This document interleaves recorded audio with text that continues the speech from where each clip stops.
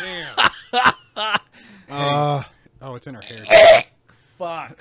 Who thinks like, yeah, I'm gonna just like make a video like this? like more importantly, like don't get me wrong, man. Like that is some dirty fucking shit. Yeah.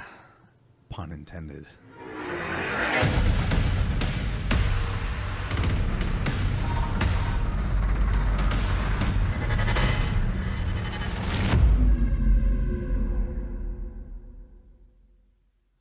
And we are back with the Blacklisted Gaming Podcast. This is episode 62.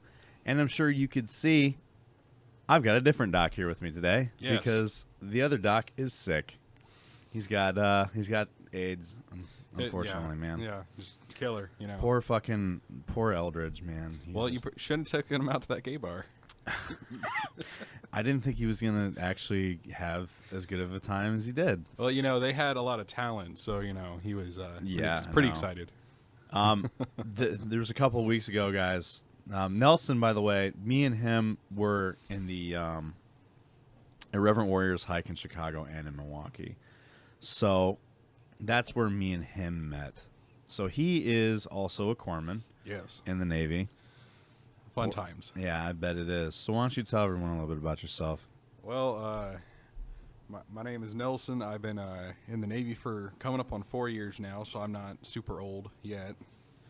But wait, you've only been in for 4 years? Yeah. Why have I been thinking that you've been in longer? Probably because I'm older. You're 25.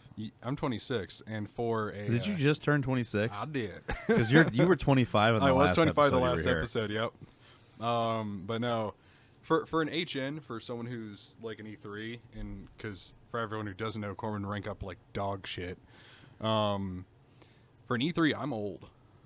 Like, I'm an older E3. That's how it was for me when I was in basic. I was considered the old guy because I was an E3 and I was 23. Yeah, same. But like I was when I went through basic, I was 22, and I was the older guy who was in charge of everybody else. And so it got so bad there that one of my petty officers during boot camp called me Jesus fucking Christ because I was going to pay for everyone else's fuck up. And I was like, oh my God. Why? Because you were responsible for them? Yeah, so I was what was called the MA of the boot camp. And that doesn't mean shit to us now. That just means that I was in charge of everybody. And so being the MA of our division, like every time someone would fuck up, like even if it was blatantly like there was no way I could have controlled that, one of my petty officers would have been like, all right, Nelson, on your face. Let's go. Don't you love collective punishment? Collective punishment? What do you mean? I was getting punished by myself. I remember one time in basic training, I got smoked. We were all getting smoked at the gas chamber. Oh, God. And, yeah. And, did that gas fuck you up like it fucked me up? Did you guys go through that too? The gas chamber? Yeah. Yeah. I mean, it didn't fuck me up, but it definitely wasn't fun. I feel like that gas. What do you mean? Every time I go through the gas chamber, so I've gone through it a couple times. What? You've gone through more than once? Yeah, so I did it at basic, and then I did it at field med as well. Oh, shit, man. It was hilarious, though, because at field med, when we were there, we go into this gas chamber. It's more in the middle of nowhere, whereas in like our boot camp, it's like by like our firefighting building. Yeah. But when I was there, we're in this gas chamber. We have on our gas mask already. You know, the shit's in the air, but, you know, we're fine. And they're like, okay, cool, break the seal. They had us take off the mask, and then they had us doff it and then don it again and try to breathe the shit out. And they were sitting there talking to us like, hey, we have a Marine stationed by the fucking door. You won't leave. I'm just looking over there. I see this piddly-ass little fucking Marine. I didn't give a fuck what his rank was. I was just sitting there. I was like, you know, I'm a big dude, and they've let me work out for like the last month and a half. If I want to leave this gas chamber, I'll leave this fucking gas. Like, there's just that thought in the back of my head that's just like, if I go for that door, that Marine's not stopping me. We had one guy when I was in basic training. He definitely should not have been in the Army. Oh. Because, and the only reason why I say this is because his spirit was strong. Okay. But I'm pretty sure he was autistic. Oh, man. And the only reason why I say that is because, one... No, well, it's okay. He was, like, very, like, shy like that. And then, like, he would stutter. If you started talking to him and you put him on the spot, he would lock up. He had super hardcore social anxiety. Yeah. And then, but he was a motherfucking big-ass dude. Big, strong. And, like, the dude, you could totally tell, like, can you teach me to football? He was that. Just keep looking at the rabbits, Larry. He's like he just like kept. He was a big fucking dude. Like you totally Right. tell this dude was a defensive end. Yeah. And he like, we get in the gas chamber and soon he fucking panicked. He's like ah, and then he plowed through the drill sergeants, Dude, that's all awesome. of them, Yes. and then ran out. He ended up going through it again and doing it. But like, Fuck. but the yeah. So the gas chamber for me, we I mean, it felt like a lot of burning in my eyes. It wasn't so much like I was choking on it. It was just I couldn't open my eyes. They're like, open your fucking eyes. I'm like, I really can't. Like my eyes just went like shut, closed, and I, like no matter how hard I try, I'm like this. Yeah. No, but we were at the gas chamber getting ready to do it, and we were getting smoked because the drill sergeants had nothing else to do. Yeah. And of course. I'm like, I'm in the middle of getting smoked. I'm like, I have no idea why this is happening.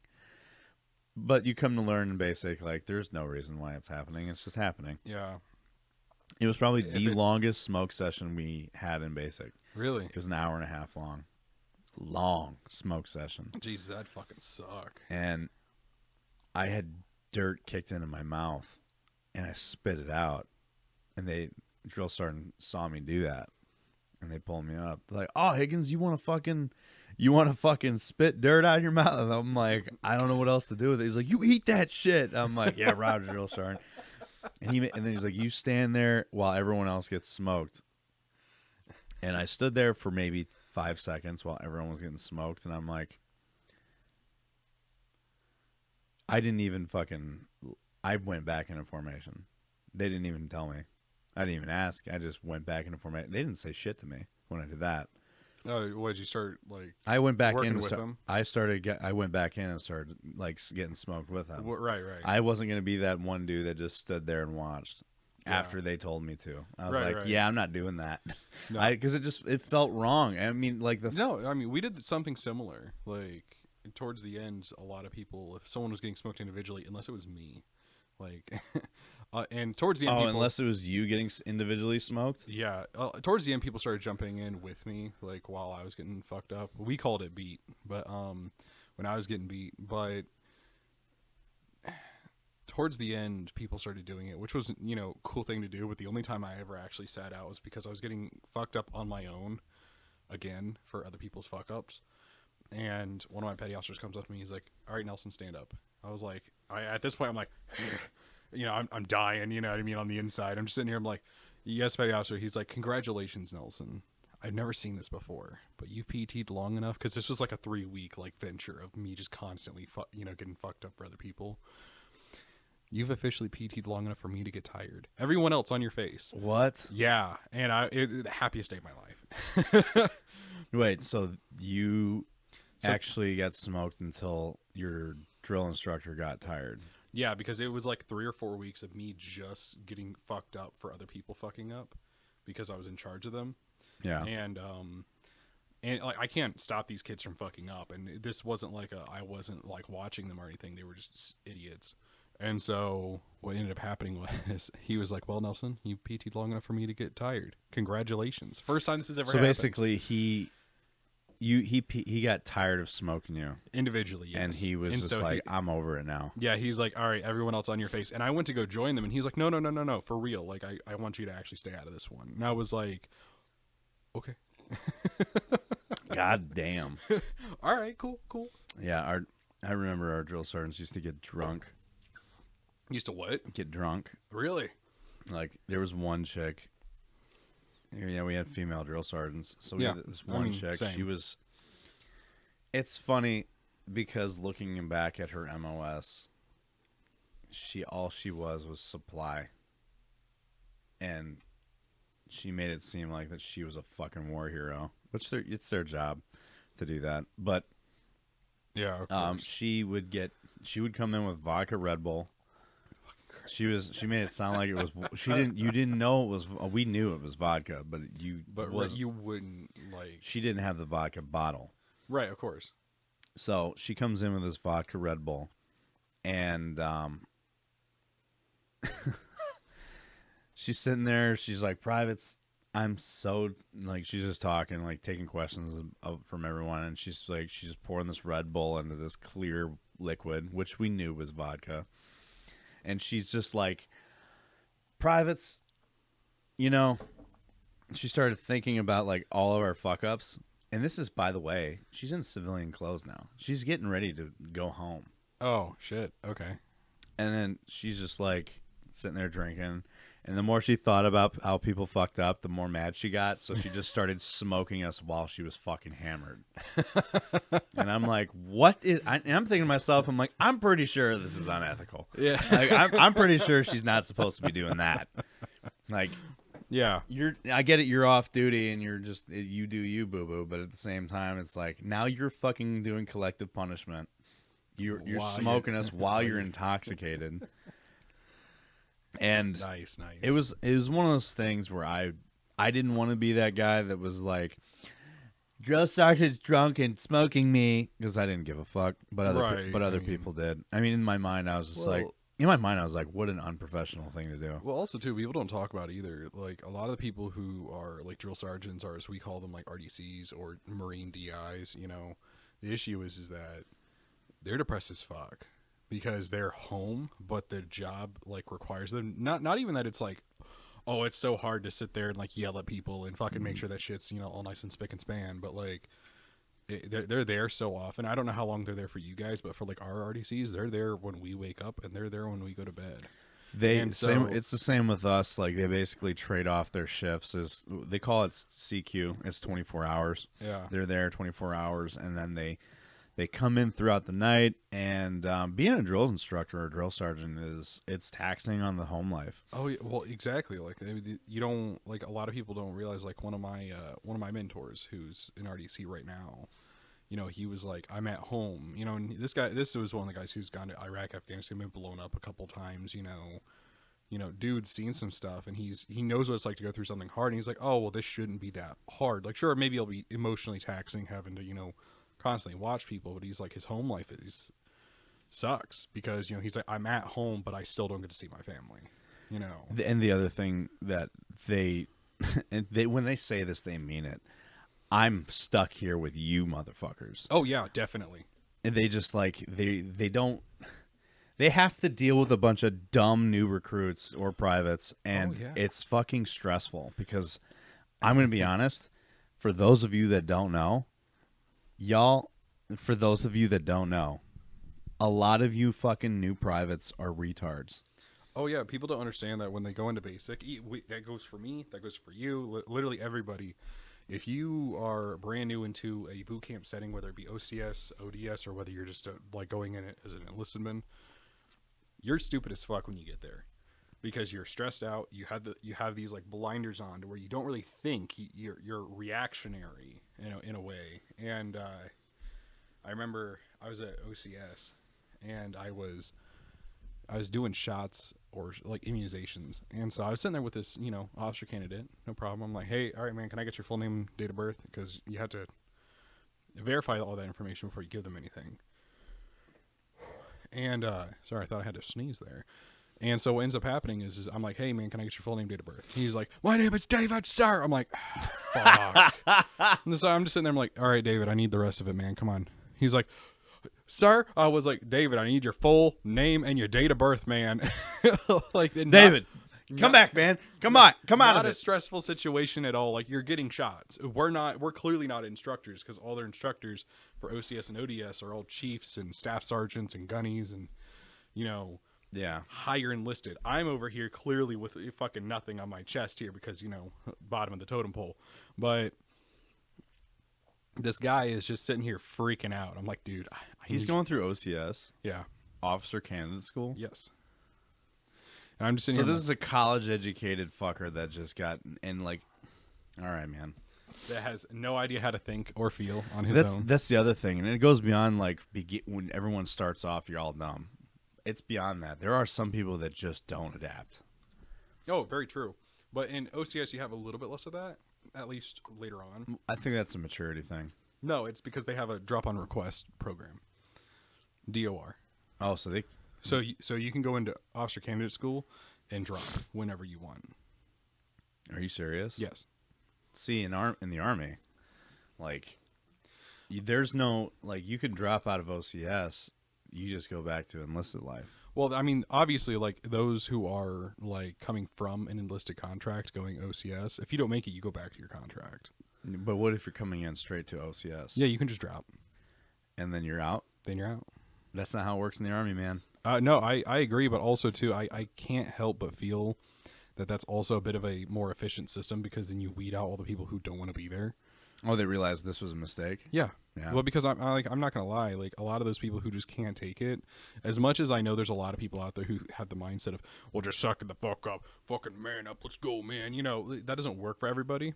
And so if you got someone who like really just doesn't want to do it, and they're sitting there just like, nah, fuck this, man. You know, this isn't what I thought. Then they can drop and they're out of there, and you don't have to deal with that anymore. Mm-hmm. And you don't have those, and you also don't have those people who just barely squeak by basic and then go out into the fleet and start fucking shit up because they don't know how to act. See, in the army, guys that don't make it through OCS go right. They just get orders to their enlisted unit, and they come in as an E4. Weird. Yeah, that's just how it is for us. So, let's talk about gaming stuff from you. Okay. So, what started your whole, like, how old were you when you started playing video games? Oh, so I guess like actually like legitimately like sitting down and like playing games for like, you know, a while, because when I was a kid I spent a lot of time outside as well, because part of the last like generation to really do so, you know, be outside for like majority of your day. And it's funny because like everyone went outside and played with their friends for the last time and didn't know it. Oh man, that hits really hard though. Like, I mean, it's just weird because I distinctly remember a time when like me and my buddy Chris would like get on our bikes and we'd be gone for 6 hours just on the road, just fucking around, just doing stupid shit, just riding bikes, just kid adventures. Yeah, exactly. You know, and you know, we'd walk everywhere, we'd, you know, ride our bikes everywhere, and sure, we played games. You know, I remember being a young kid, being like 10 years old and going over to my buddy's place and staying over there for the night and, you know, playing games until fucking dawn broke, and then, you know, coming back home and just, you know, doing the same thing. You know what I mean? Just getting back up, get on your bikes, go. But like, I probably started playing games when I was like 5, 6, 7. You know, a little bit more casually, because you know. Way. What was your first ever console? So from the earliest time I can remember, I had an N64 and a PS1. Now, granted, I don't think those were like bought for me because, like, you know, they never are. They're always, the parents always get them for themselves, but they never have the time to play it. So kids play it. Well, because they got it from like my sister, and my grandmother for a long time used to beat my ass in Mario Party. Your grandma beat you at Mario Party? Oh, hardcore. Especially when I was younger, big time. My grandmother used to be there, and she would actually beat me at Mario Party. This actually reminds me of my uncle. Like, he was really good at Nintendo, and he played Mario, and he would speed run Mario, which is weird because the guy is like he's a very fucking manly man. Oh, and yeah. It's like he does woodworking and all that stuff. He worked at the marina and everything, and he just, when he would come home, he'd fucking play Super Nintendo and just crush it. And well, I mean, I don't know. As you get older, you just realize that like a lot of the stereotypes, like you can be both. Like, I mean, it's like technically, like, you know, I like to consider myself a masculine man. I'm a big dude. My voice isn't exactly high pitched or anything, and you know, fucking man's man. I'm a man's man. With that mustache. And you know what I mean? I got this burly mustache. You got that nice fucking dick tickler going on. Oh no. But also too, like every like field that like I've been going into is technically female dominated. You know what I mean? Like nursing, psychology. You know, I get, yeah. like you know, like, technically those are female dominated fields that mostly women go into. Being a corpsman, like I'm sure it's very female. Well, no, corpsman's not. So for the working in the, do you work in the clinic? Yes. So is there a lot of females in there? I mean, there's a few, but like just when it comes to like the military as a whole, there's more men than there are women, just by nature of how the military works. That's true. But on the outside in the civilian world. But on the outside, like we have, like there's a lot more female nurses than there are male nurses. It's starting to level out a little bit, but there's also a lot more female psychologists. That's true. Which I don't know. if that's good or bad, because obviously too, much like how like there's a lot of women that are like, hey, can I get a female standby? There's a lot of dudes who go in for psychology and are like, hey, I don't want to talk to a woman about this.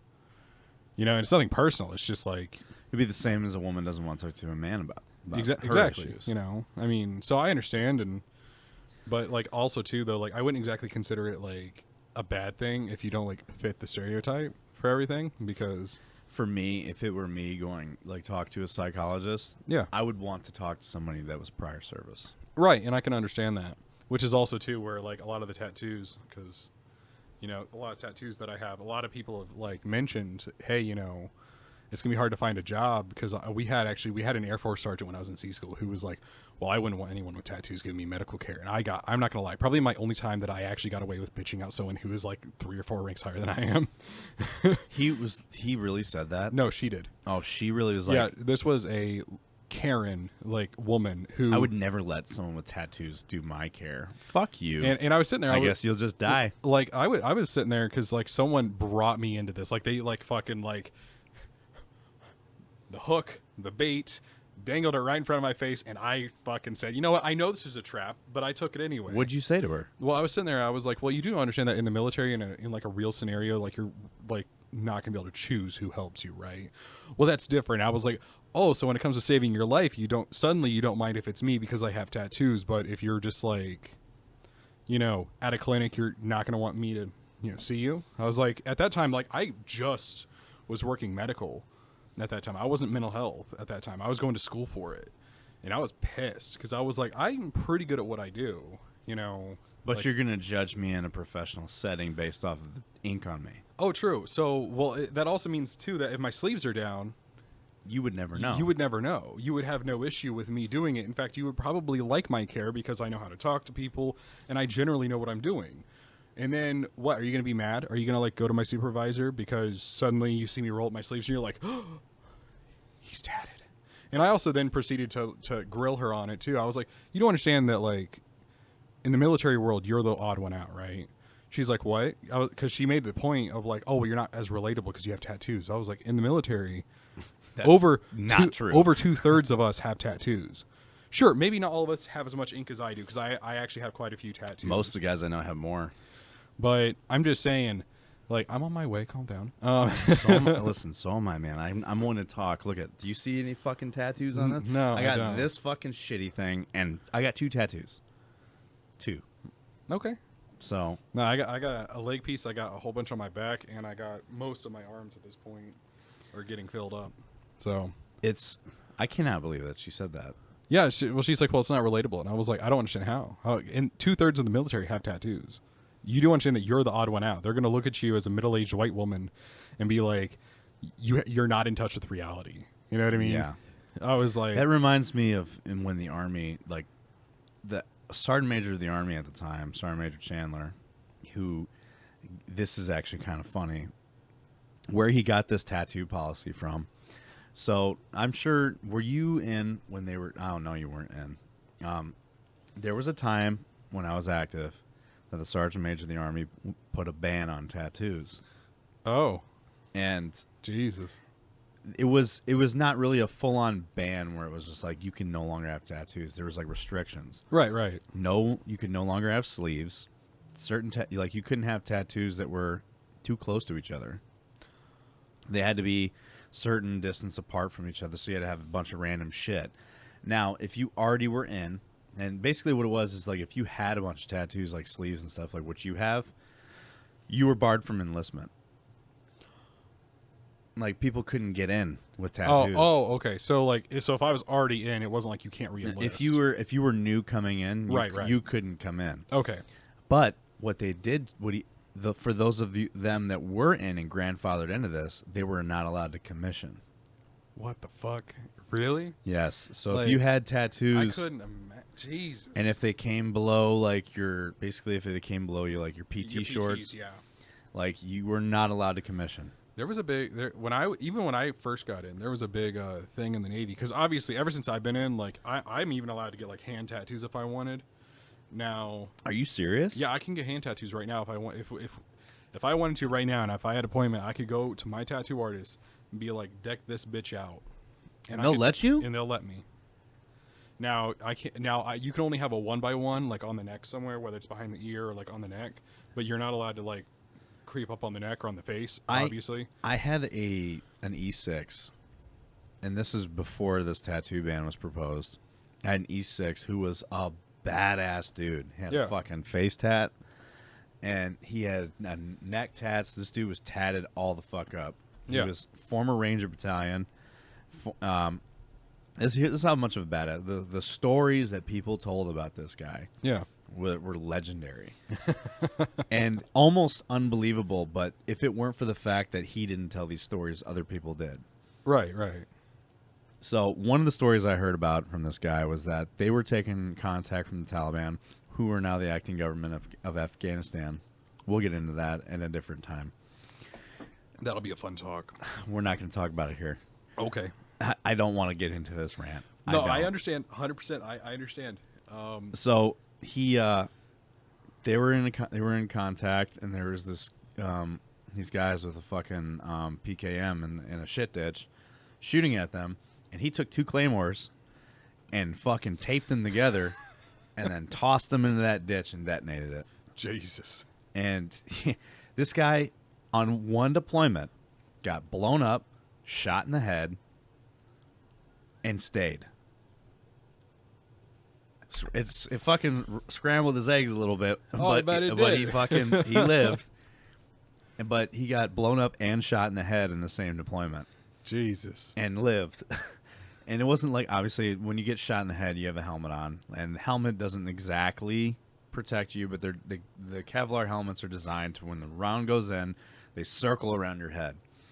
However, what they don't tell you is that there's still a bullet hitting you in the fucking head, and those things don't go slow. No, they don't. They're supersonic, so they fucking hit you in the head. You got a supersonic piece of fucking copper smacking you in the head, and that's gonna fucking ring some bells. Oh, the same thing with like the bulletproof vest. Like no one tells you. Like, oh yeah, it keeps you from dying. Definitely, awesome. But like, you still have like a massive fucking welded. People get cracked ribs. People get internal broken bleeding. Ribs. Oh, definitely, and it's because you're still getting shot. Like there's still like energy behind whatever hits you. Yeah, it doesn't stop. It doesn't stop like the actual energy, but it diffuses it out, so it obviously doesn't like penetrate. But yeah, no, those are still awful. You know, they have also bulletproof masks. Yeah. I would never want to be in a situation where I have to wear a bulletproof mask. Where you get shot in the face. So they have some masks. Fucking break your jaw. Sure, the round won't blow your face off, but you're gonna get. Oh yeah, up. no, but it's awful because like one, they exist because, so don't get me wrong, if I was gonna get shot in the head, I would be very grateful to have one. You know, of course, I may not. I may just be like, hey man, you're gonna break my face. Just fucking let it go through. Just fucking no. But like, I think it's rated up to like 357 or 44 Magnum is like the highest they'll go because holy fuck, that's still high. Yeah. Oh yeah, those are both some fucking hard charging rounds. But I couldn't imagine anything above like a 357 in terms of energy, just like smacking you in the face and like you're basically taking a baseball bat to the face. Yeah, essentially you're getting your fucking teeth knocked out literally no matter what. And oh man, I could not imagine that. So this E6, he left the U.S. Army, and moved to Australia, and joined the Australia Special Forces, and deployed. Nice. And then he got divorced, and then came back to the States and went back in the U.S. Army, and he tried going to the SF selection for the U.S., but they wouldn't let him. Huh. And the reason why is because he had already served with a foreign military. Okay. And that automatically bars you from going in a group because you worked with another country's group. I don't know why that's. I could understand why they would make some exceptions for like allies, because like I could understand like if you were going for someone who's a totally neutral country to us, you'd be like, hey, listen, man, we're not taking that chance. Yeah, but like something like Australia. When was the last time we had like negative relations with Australia? I don't think we ever have. Exactly. So like I that seems weird.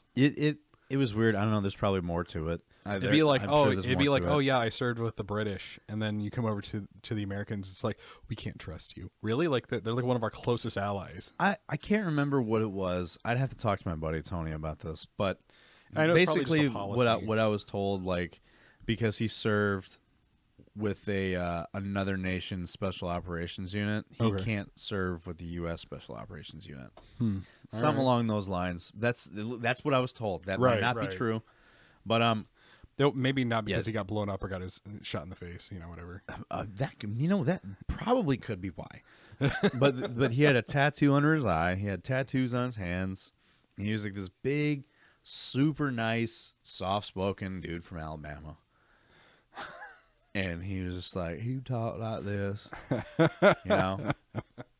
And then I remember he was giving a class on how to make a ghillie suit for the scouts. Yeah. And he was just like, all right, guys, here's what we're going to do. We're going to make a ghillie suit today. And I'm like, man, you're a fucking killer.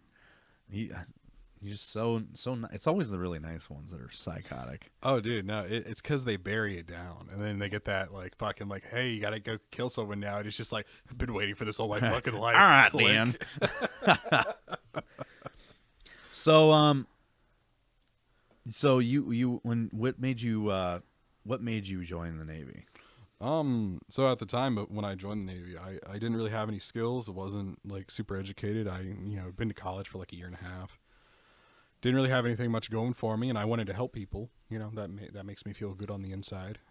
So I was like, cool, we'll go. And I packed all my shit up and I left. And I told him, because I was old enough at the time to know, because I wasn't like an 18-year-old kid. I was like, yeah, I want to be a corpsman. Granted, no one told me that we rank up like dog shit. However, is what it is. What did you go to school for? So I just went to college. I just did most of my prereqs. And I didn't, at the time, I was so young, I didn't know what I wanted. Like, I just didn't. And I was an idiot as well, 18-year-old Casey. And was it party time? Oh, hell yeah, it was. I majored in fucking bitches and minored in drinking beer. Like, I just did. I fucked off. And so which is fine, I guess. But, I was 18, just wasn't mature enough to, honestly handle, like, going to college and, like, being responsible, like, by myself. So, lesson learned. And I moved on and joined the Navy. And then... You have a thing for goats, too, huh? I'm sorry? You have a thing for goats, too, huh? I don't know what you're talking about. That's a lie. That's a fucking lie. Do I look like I work out of Afghanistan? Y'all know. No, man, the Navy. I know what you're talking about, but I'm making a different reference. I know your reference. So, you don't stream, do you? No. Like I said, me and a bunch of my buddies here were starting up a YouTube channel because we game enough, because we get online with them, and unfortunately we're all like fairly separate. Like, one of us is like up in here in Wisconsin or Minnesota, one of the two. A couple of us are in Illinois. One of us is over in North Carolina. Well, we're North Carolina, so Lejeune. Always in Lejeune. Yeah. Okay. Oh man, did you hear about fucking Lieutenant Colonel in Lejeune? Dude, so I didn't get all the details, but I did get like a brief overview of what was going on. He was the guy who was like, Relinquished his commission. yeah, he was like, hey, I want accountability for this, And he got fired. Yeah, and he got fired. And I was just like, that just shows. And I was talking to one of my buddies about it, and someone was talking about how, like, they're like, well, it wasn't handled very well. And I was like, what do you mean it wasn't handled very well? Like, What wasn't handled very well? Like the way that he was addressing it. And I was like, you do understand. And I do like being in the Navy. Like, I like what I do, and I, love my country. There is that patriotic side of me who did it for some of those reasons, but it's just the idea, like, I'm also old enough to know, like, you do understand, like, they don't tell you that they want a professional military, or that they want you to be politically correct, or they want you to address it in the proper way because it's the respectful way to do it. Like, no, they have you talk that way in the military because it gives them control over you. Because, legitimately speaking, and this isn't a bad thing on their part, it's just the idea that in wartime, you do need me to shut the fuck up. Don't think and do what I tell you to do, because that's how the best militaries have typically been ran, which is fine. But that's what it's for, though, especially in a peacetime where we're at, like, right now, where, like, nothing's really going on at the moment. Mm-hmm. When they tell you, hey, you're doing it wrong by calling us out, you're not really doing it wrong. They just don't want to hear it. Yeah. You know what correct. I mean? Like, I'm not going to lie. Like, you can say what you want, but it's the same idea as, like, when you were arguing with your parents when you were younger. oh, that's disrespectful. I'm not being disrespectful. I just made a good point, and you don't want to fucking argue with it. That's been the biggest issue in all the military, all around. Like, remember how we talked about my cousin being on the USS Roosevelt? Yeah. And that commander, how he got relieved of command? Oh yeah, that captain got. He was like, they're like, oh yeah, you're gonna get relieved of command, and he's like, isn't it my job to look after these people? Like, their well-being is literally my responsibility. All they were doing was like a training operation. They weren't actually like deployed. Or like doing like a, like, hey, this is like, this shit needs to get done, and he prioritized their health and well-being over a training op. Yes, and it was like a non-mission essential thing that they were doing, and he was just like, I'm not going to keep risking my guys' health because you want me to stay out at sea and do this stupid shit that isn't really a thing that we could do this at another date. I need to make sure that my sailors are okay, and then. All because of that, he gets relieved. Oh yeah. And then the Secretary of the Navy is the one that did it. And then that dude was calling for his fucking, like, you're gonna get court-martialed. He's gonna ruin his career, ruin his retirement, his benefits. Again, it has absolutely nothing to do with the fact that what these two officers did were wrong. Because the military, again, likes to preach that you should do what's morally right. Because, honestly, we're fucking America, goddamn freedom and high moral values. But suddenly that goes away when you talk about calling someone out who's above you. Because unfortunately, what both of these guys knew is that if they didn't say or do something about it, then no one was going to. I did that. I called out a fucking captain once. And the battalion commander laughed his ass off because he knew I was right. Oh yeah, well, because it's all across the military where it's like they always say that the good guys don't stay in. Well, that's been one of my things that like really hurts though, because I've heard a lot of buddies say that like, oh, they're gonna get out because of all the bullshit, and I like. But then the military needs people like that. Oh, true, and that's the thing that is hurtful about it. That's what I got told by my guard unit. Even though I was just like, I got other things I want to do. Like, we need people like you, and I'm like, I'm not trying to like fucking suck my own dick here, but like, I'm pretty great, I'm pretty fucking good at what I do. but hold on, you got to spit on it first. But they like, I had my fucking acting NCO, my E7, the NCOIC of my unit was like, please. I had the lieutenant colonel that I was telling you about was laughing. Yeah. Asked me if I was he's like, you should stay in. Mm-hmm. And I'm like, sir, I don't want to do it anymore. And I told him why I didn't want to do it anymore. And we did a training mission, and we were part of like a recon team. It's all training that I'm going over, but we were part of a recon team, and our whole task was to fucking infiltrate a battery gun line, like an artillery gun line. Yeah. And take them out. So we did. As soon as we got to the gun line, we get over the radios. They're like, hey, they have a lot of rounds they have to fire by the end of the night, so just leave them alone. And I'm like, we literally started this whole fucking operation with the sole purpose of taking them out. We're not going to leave them alone. So we went up. It was like 7 of us, and we were very different from everybody else because some of them were like, this wasn't even before the uniform switched yet. We were all multicammed up, face paint. I had like a shema over my head. We had nods. Like, we definitely didn't look like the guys in the gun line at all. I had a boonie hat. And yeah. And like, we walk up and we just walk right through their security. Like, they had a 240 nest that was supposed to be perimeter security, and he didn't do the challenge password thing. He didn't even attempt to stop us. He just looked right at us as we walked past him. We came from the fucking woods and walked towards the fucking line, and I walked right past him. Like, yes. It was almost like it's one of those things where if you do something so blatantly that for some reason people don't respond. If you pretend like you're supposed to be there, like, not even if you're supposed to be there, like, we clearly looked like we weren't. We just came out of fucking nowhere, and these fucking dudes. We had one dude come up to us. He's like, he walks up to us, and we're all like in a file walking behind each other. He comes up, he's just like, who are you? What are you doing here? And I looked at him like, fuck off. And he did. He fucked off.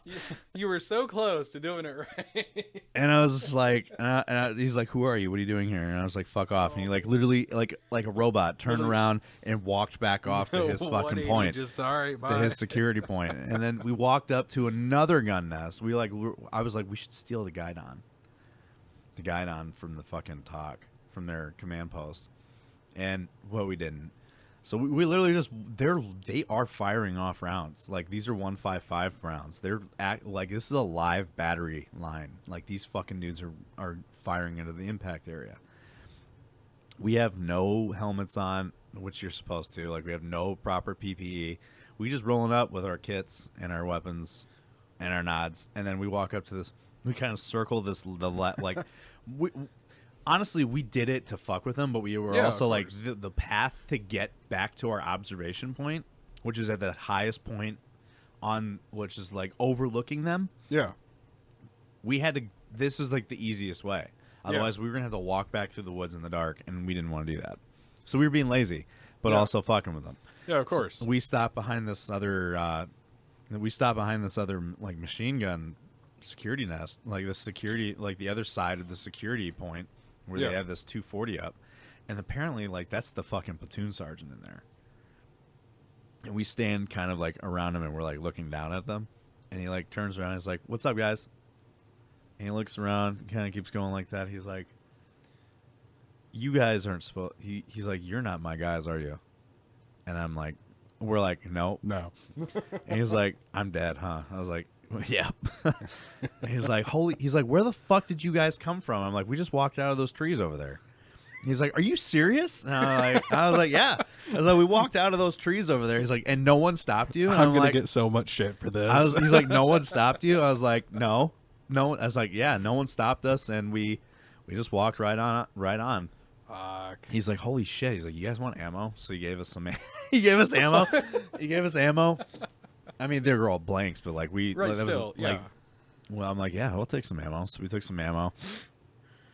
And he's like, "I cannot fucking believe that you guys just walked on this line like that." I'm like, "Hey," I was like, "Talk to your guys about that."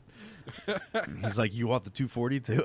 And I was just like, part of me wants to say yes, tempting, but the other part of me doesn't want to carry that fucker back up to our OP. Oh, that's exactly what he's saying. Straight uphill. He's like, "If you guys take it, I don't have to." Oh, it would have made for a great story. Oh yeah.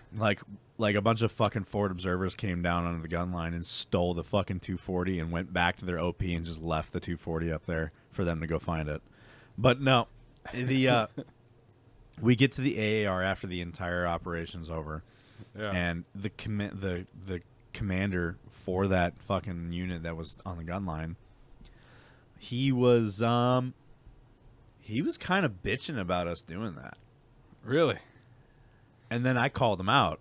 And I was just like, if you guys are doing what they're supposed to do. And me, because I'm an E5, and they had me on the AAR because I was team leader, and I was part of the leadership team. And I raised my hand, and they're like, "What's up, Sergeant?" I'm like, "Well, to say that your guys' I'm like, sir, with respect, to say that your guys' security was lackadaisical is be putting it lightly.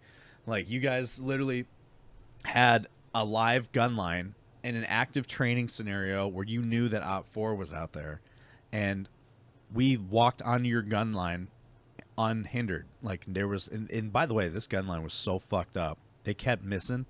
Their rounds kept hitting all over the place. Like, and like their missions were all fucked up, and to the point that's why they were firing all night.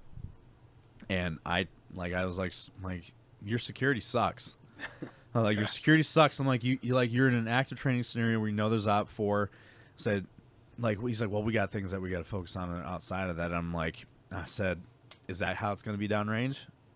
Yeah, I mean, I'm like, provided that let's say that you're in a real world. I'm like, "Sir, if you're in a real world scenario, like the enemy's not going to care that you have to fucking focus on other things. The whole task for them was to hold security. I said, "This is why this is training," and he was just like, "That's cool and all that you guys are practicing your stalking and stuff, but we have a job to do too." And I'm like, and the commander was like, the battalion commander was laughing, and he pulled me aside afterwards. He's like, "You were 100% right." And I was like, "I know I was, sir." Well, like I said, a lot of the bureaucracy and everything doesn't allow for that, like, because they don't like it when leadership thinks individually. No, they don't. Well, it's not even about individually. It's all about egos. It has nothing to. I mean, do you really think? No, yeah, it do you is really about think ego. like, especially as you go higher up? Do you really think that like they were mad at that O5 because he was wrong that it was handled wrong? No, fucking. There They- isn't a single like guy up in the highest levels that will admit that they were wrong. Which, and it's just like they're trying to save their ego, like you said. Oh, of course, or their jobs. Not even their jobs. Most of the time, if you can fucking accept accountability and admit that you fucked up, and then learn from it and then change what you fucked up, most people will have your back. No, true. But what I'm saying though is that if you're in an environment where everyone doesn't admit that they fucked up or doesn't admit guilt or a mistake or incompetence in any way, then if you're the only one who does so, they're gonna be all right, cool, we're gonna get him out of here because he's incompetent. Yeah, and that comes from the even higher ups that have the Well, same. I'm already talking about the top. I mean, if you're talking about generals and politicians all sitting there like, oh, well, we didn't fuck up, and you have one general who's like, no, this is our mistake, they're gonna be like, gone. Yeah. Like, That's why we need someone that's of the tip top that is willing to admit a mistake. Because if he can admit a mistake, chances are he's not going to fucking allow people to hold back on that. Well, because it all rolls downhill. Well, unfortunately, with the current climate, everyone's trying to get everything fucking perfect, even though it's not, and it will never be. No. So, I'm not getting political here or anything, but it's just I know that there's too many people currently who don't want the blame to go to them, so they'll divert it in any way possible. I mean, that's clearly exampled by the captain who was on the Roosevelt, who was getting shat on for trying to look out for the well-being of his sailors, and the O5 Marine officer who was just, we're gonna just take you out of the military because what you did was wrong. And it's like, I want accountability for our dead brothers, and you want nothing to do with that. Like, even the families were like, they felt completely disrespected by just about everybody there. Yeah. Because again, it's because of guilt. It's because they knew that someone fucked up, and instead of just saying, because it's like in an active combat scenario where it's just like that people are going to die, it sucks, but like that's just part of the job. But this wasn't that. This was, we fucked up, and these guys paid the price for that fuck up. And that's why it drives me insane to see like where was the outrage for everyone else that died. And I'm like, listen, we all feel for every single person we lost over there. Mm-hmm. This one feels different. And the reason why it feels different was because, one, it was almost unnecessary. I would argue it was unnecessary. Like, it's one thing if, like, hey, shit hit the fan, one or two people died, but, like, we lost 13 people because of incompetence. There was more. There was even a lot of people that don't realize this. The people that don't know that are outside looking in, they look at it as like 13 people were killed in Afghanistan. They don't look at it like these guys were killed in Afghanistan based off of a failure to act on intelligence that was reported about an attack. And two, they had these guys working hand in hand with the Taliban. Yeah. At the airbase. And they couldn't do anything about it. They were stuck with their hands tied. Hey, we're here. We have to work with the Taliban to provide security for the airport, knowing that the Taliban is going to probably attack them. Oh, yeah. And they weren't allowed to do shit. It's That's why this one hits in a different way than all the other ones. Because definitely. Because the other ones were like, it's combat. This was, you are going to work with them and you can't do shit. And if they do something, you can't do shit. And now 13 people are dead. Yeah. 100%. 100%. So that's why this one, it has nothing to do with politics. It has everything to do with, I don't care who the fuck is in office when this happened. Oh, yeah, exactly. Same. Now, I've also heard, I forget who it was, and I saw a video, and this guy was, like, calling out all the celebrities who've, like, been really getting on, like, a lot of the political stuff lately. And not saying shit about this. And not saying shit about this. They just don't give a fuck. And they're like, hey, so where's the outrage for these people who unnecessarily died because of poor decision making? But y'all don't care about that. Because those fucking douchebags like the virtue signal. Oh, of course. Of course. I am the best of the people. You might as well just continue giving me your money. Yeah. So, moving on from that shit. So have you thought about streaming? I thought about it. Unfortunately, and the longer I continue to do things with you, if that's what happens, you'll find out I'm a goddamn caveman. Like, like I am like one step away from being a Neanderthal. Listen, And if you think that I did all this shit overnight, you got to think this podcast is 2 years going on 3. yeah. In February, it'll be 3. Oh, So me streaming has only been a year. So it's all about how much work you're willing to put into learning how to do these things. Because like when it came to the editing, when it came to the cameras and in the tech, like the mixer, the microphones, this is all me. Granted, there are more guys that do shit with this podcast, but their lives aren't. My life isn't as busy as theirs when it comes to family life and stuff. Like I got Mike. Next week, Mike is going to be on his last episode because he's moving to Tennessee. So next Thursday, I'm going to record, and it's not even going to be gaming related. It's going to be all just us, me and him, just reminiscing on shit, and then sending him away to die. Anyway, wow. no, but like He's not going to Florida. Jesus. No, he's going to Tennessee. He's going to Fayetteville, Tennessee. That sounds familiar, but Fayetteville, North Carolina. That's Fort Bragg. Like he's going to Fayetteville, Tennessee. But so Mike is moving. Mike is no longer going to be, doing anything with us. Van, we did a lot of things, me and him, with this podcast. But him being married with a kid, he has no more equipment. He got rid of it all. Oh Jesus. So I'm just like, that's why I have 3 booms. I bought the other 2. Yeah. He had one, but he sold it because he's like, we weren't reusing it. I'm like, we stopped using it because of COVID, because, COVID. We were getting back into the swing of it. Honestly, if it hadn't been for Meeting Doc, I probably wouldn't be doing this right now. Really? Yeah. Because we took probably, during COVID, we took like 6 months off. And then our last episode was like together with me and them was like in September of last year. Yeah. And then I didn't record again until... What the fuck is that? It sounds like pipes. Oh, it's a hose.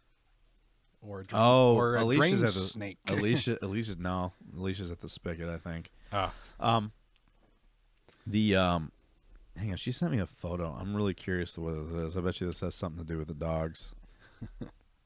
The dogs are starting to get along now, and I love it. Oh, it is the dogs. Yeah, I think part of that, too, is just letting the dogs be around each other and knowing, like, hey, this is just home. Look at this. This is normal. Look at this. Hey. My dog fucking hates her dog. I know. And now they're laying around with each other.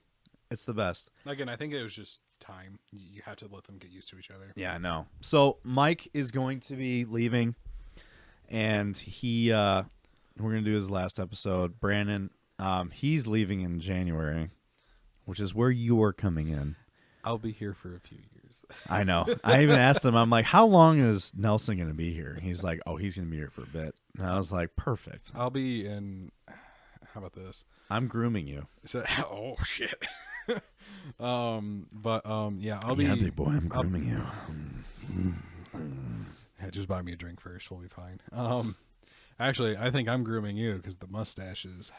Oh yeah. So in Yes. January when we kicked this off, I told Alicia that I wanted to. I'm like, what would you think if I had my mustache? She's like, please God, don't. Well, I want to see America's chin again. I got to lose a couple pounds before I do that. That's fine, but no, we got till January. You want to see America's chin again? What are you talking about? Remember you told me a story where they were like, oh that's yeah, America's chin. Yeah. Yeah. Right now it's not so much because I got America's chin's got a brother. So.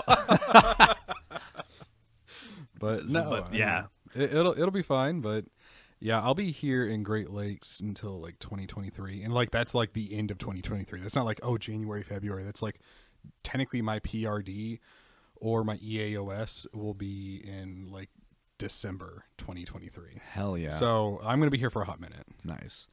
So let's get into some topics, guys. It was a long. Like we obviously had to me and you haven't really hung out since the last time, so we had to catch up. Well, I was really sad. I thought I would see you on the Iowa hike, and there's no way I was gonna make. So that. first off, I'm gonna let you know, it's probably, I don't know how bad you burn, but it's probably good that you didn't go. I burn pretty like, dude. Yeah. I So- wore SPF 100 and I still got burnt here. So Keisha and I were applying sunscreen on me like every like half hour, and I still walked out of there with sunburns. The fuck was that? It was a dog. Were they fighting? Didn't sound like a fight. Didn't hear any growling. I just heard wailing, which probably meant that I think either Alicia was probably like outside or something, and he's like, "No, come back, come back." Anyway, so you were again with reapplying the sunscreen. Yeah, like every half hour, and I still got sunburned. Like Really? my face just finished peeling the other day. No shit. Okay. Yeah, Keisha was making fun of me like the entire time because she's like dark skinned and like has like a lot of pigment, and I just don't. Like I have like zero. No melanin in here. Ginger as fuck. Yeah. And so she was making fucking fun of me the entire time because I went to work and people were like, "Hey, what's on your face?" I was like, What is on my face?" "No, there's more of it." It's I'm skin. like, "Oh my god, what is that?" And they're like, "Oh, your face is peeling." I was like, "Oh shit." Oh, And it was dude, like it's all the down worst. here. Like I got pretty fucking burnt on Saturday, and it was bad. And like I was like, I don't even know what to do like anymore about that because like, you know, I was applying sunscreen like every half an hour. This was like SPF 50, and SPF 50 blocks out like 99% of like UV rays, and I still got fucked up. That's why I use SPF 100, dude. You know, well, Alicia didn't even know that existed, and I'm like, go get. You know, what's a really good sunscreen? The Walmart brand Equate. That one actually, that one works the best. It works better Really? than Banana Boat. It works better than any of the big brand ones. I don't know why. Well, it's really weird though because when they say 30 or 50, there's like less than a 1% difference between SPF 30 and SPF 50 in terms of percentage blocked. So when you go up to 70, and I'm always a little wary about this because obviously different brands are different. Like I don't know what the Walmart brand is like, but I know like Banana Boat, like there's like less than a 1% difference between 30 and 50, and like less than a 0.5% difference between 50 and 70. So it's kind of like, do you really buy SPF 70 because are you really getting any more out of it? I don't know. I mean, 100 I've noticed is the only one that actually Is really like a stops. step up, Yeah, like, it's like yeah. a huge step up. But yeah, I'm gonna maybe next year I'll try the Iowa one. You gonna come to Cincy? Where's that? What do you mean? Cincinnati. Cincinnati? Cincinnati. Oh, I thought you said Cincy. Cincy. Cincinnati. Yeah. When is that one? Like later October. I don't know. Oh, no, probably not. You should come. I don't know if I'm going to be able to. We'll find out when it is. I would like you to come. All right, I'll think about it. We'll see. So this week, guys, we have we don't have a lot of topics, so that's mainly why like we were shooting the shit that way we were. So first topic that we got going on is that China.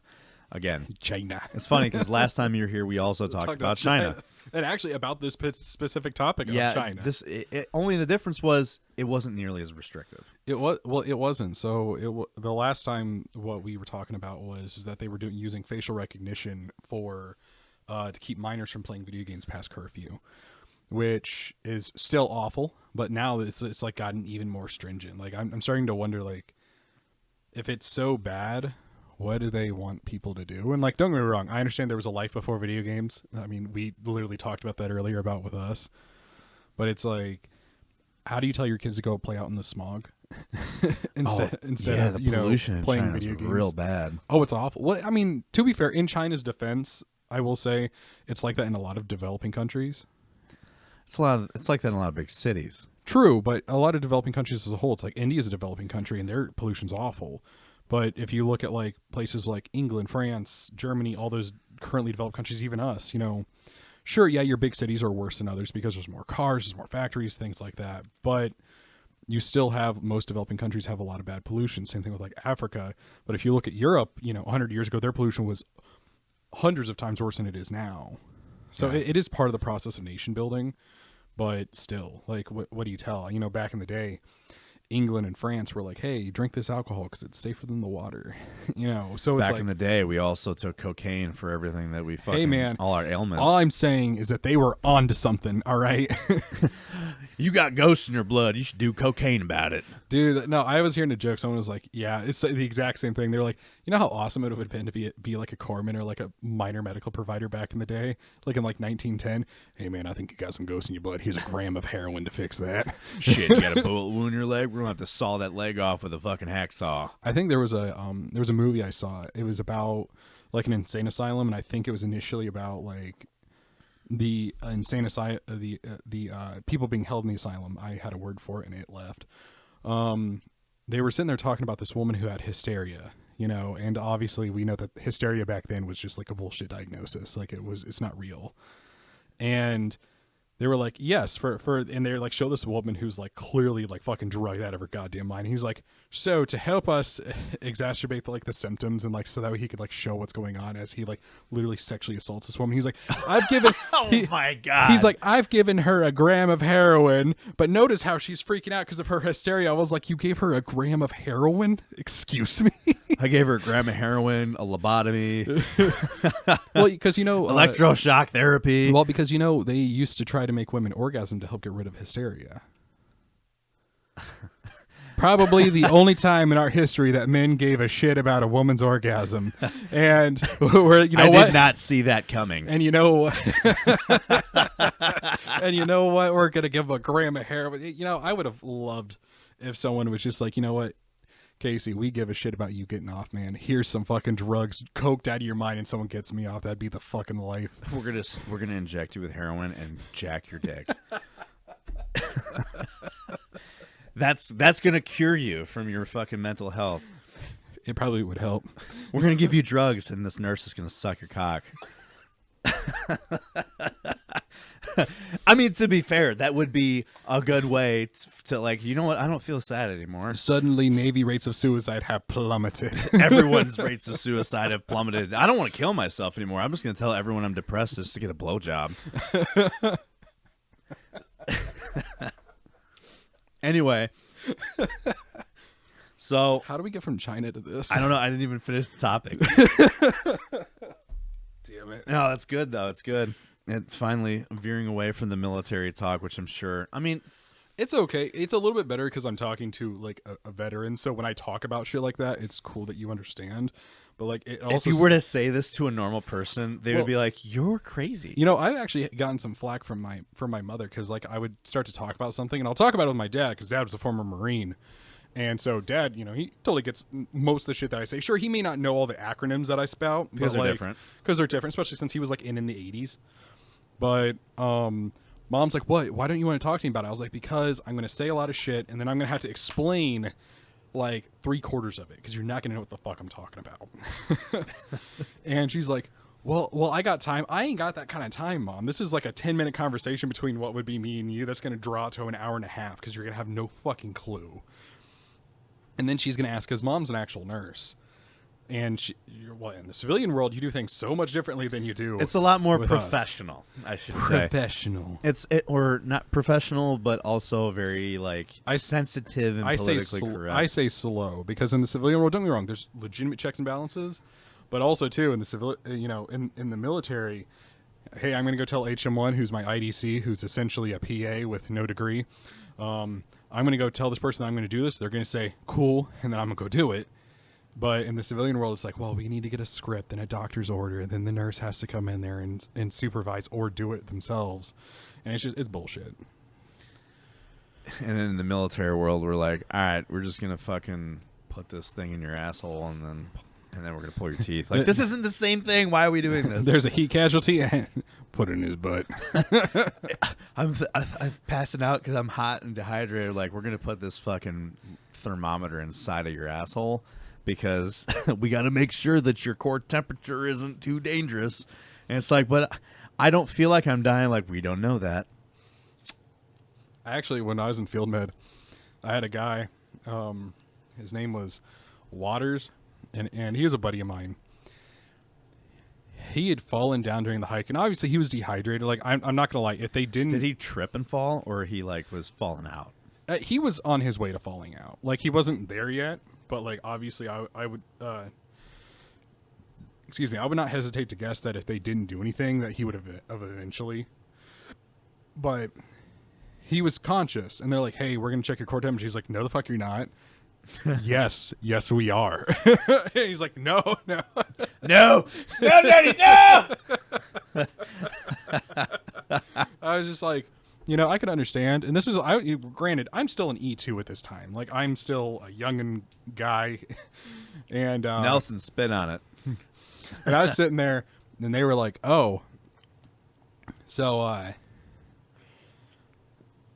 like he's awake, and you're gonna put it in his ass?" And they're like, "Yeah." I was like, "So we don't just do that to unconscious people?" No, I was like, "No wonder sapper cases are through the roof." No matter what? Sapper cases, Sapper cases. sexual assault. Oh. Like that's our acronym for it. It's like Ours is SHARP. sharp. Sexual Harassment, Assault Prevention, Resistance and Prevention. Sapper? Yeah. SAPR? Yeah. It's like our other one is You say sapper to me, I think of sappers in the army.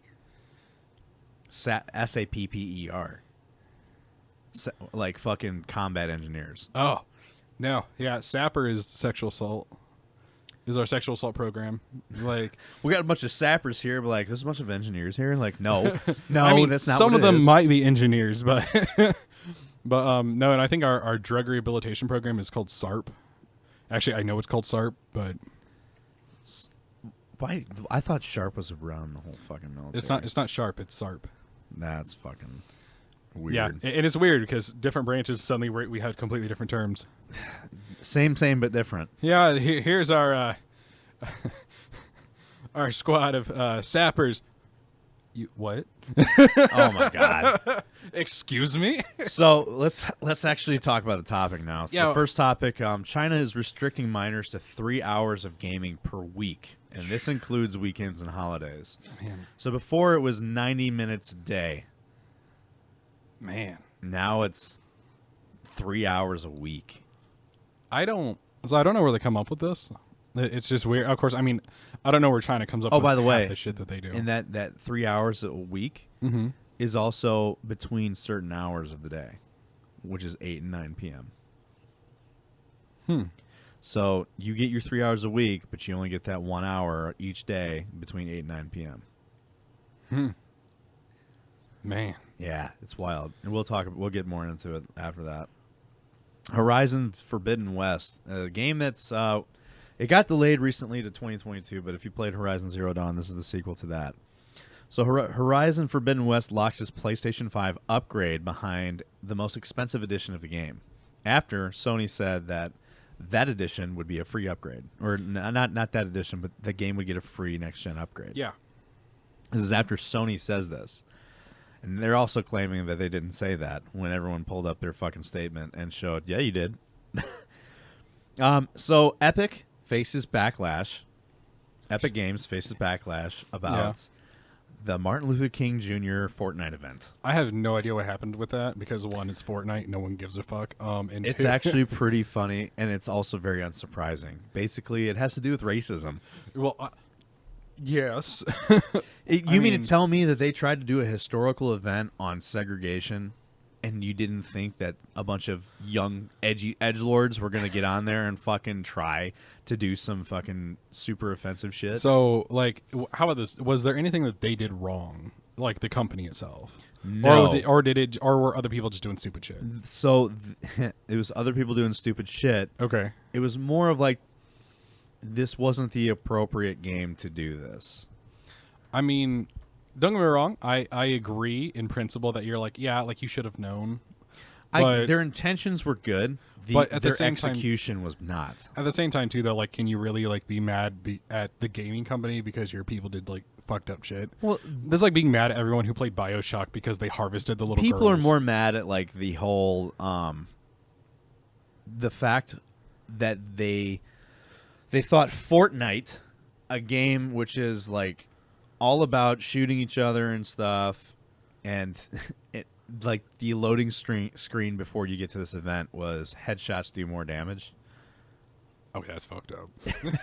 And then you're going into the Martin Luther King Jr. event. Headshots do more damage. I'm sure Dr. King would agree. But Oh man. it's just like you got dudes dressed like a xenomorph sitting in front of like, and there's more, like mostly it has something to do with the emotes. Okay. Not the emotes, the emotes. Okay. So we'll talk about that. And the biggest news that we have is that TimTheTatman has left Twitch to sign an exclusive deal with YouTube. And is this going to be the death of Twitch? I don't know. You know what I should have done, and now I'm thinking about this now. I should have put the topics.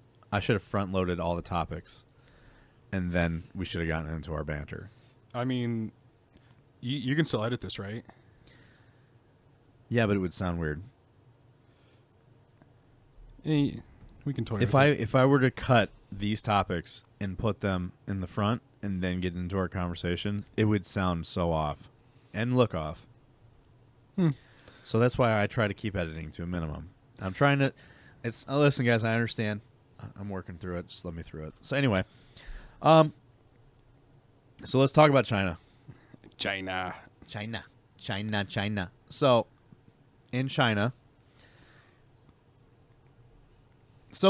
Kids are limited to playing video games for only 3 hours per week. It's getting dangerously close to game over for some players in China. If you're under 18 and a fan of video games, you're now limited to just 3 hours of play a week. In an effort to curb video game addiction among children, which honestly I don't believe that's what this is. I believe this is just fucking China.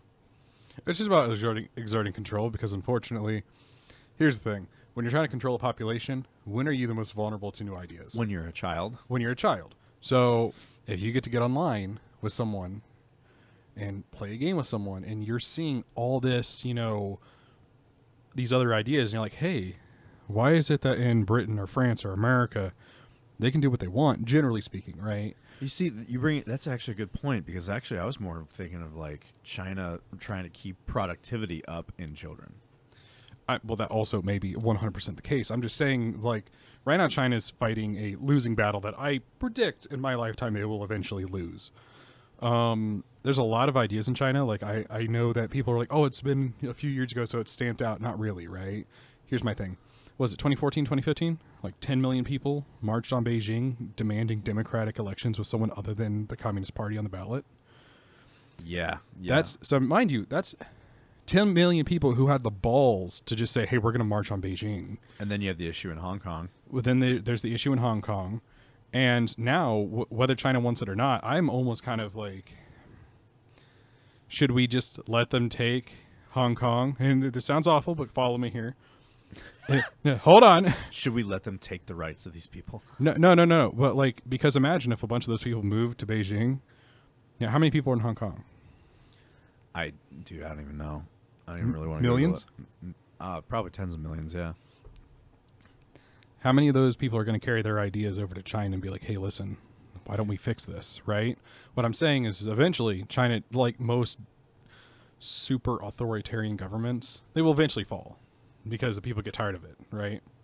If you take millions of people, where there's already millions of people in China who think this way, and you add more people who think completely differently to the way the government wants them to, sure, they're going to fall in line for now, and then they're going to spread their ideas, and then they're going to, eventually, they're going to be like, hey, so doing what we want sounds a whole lot better than the Communist Party's ideas, so let's fix that. And unfortunately, there's too many people in China. The people in China don't want... So you predict a revolutionary war in China? Definitely.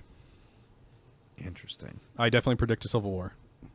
I think it'll happen a lot sooner than we think, because a lot of people are like, oh, well, it won't happen. I'm like, no, it will definitely happen, because here's the thing.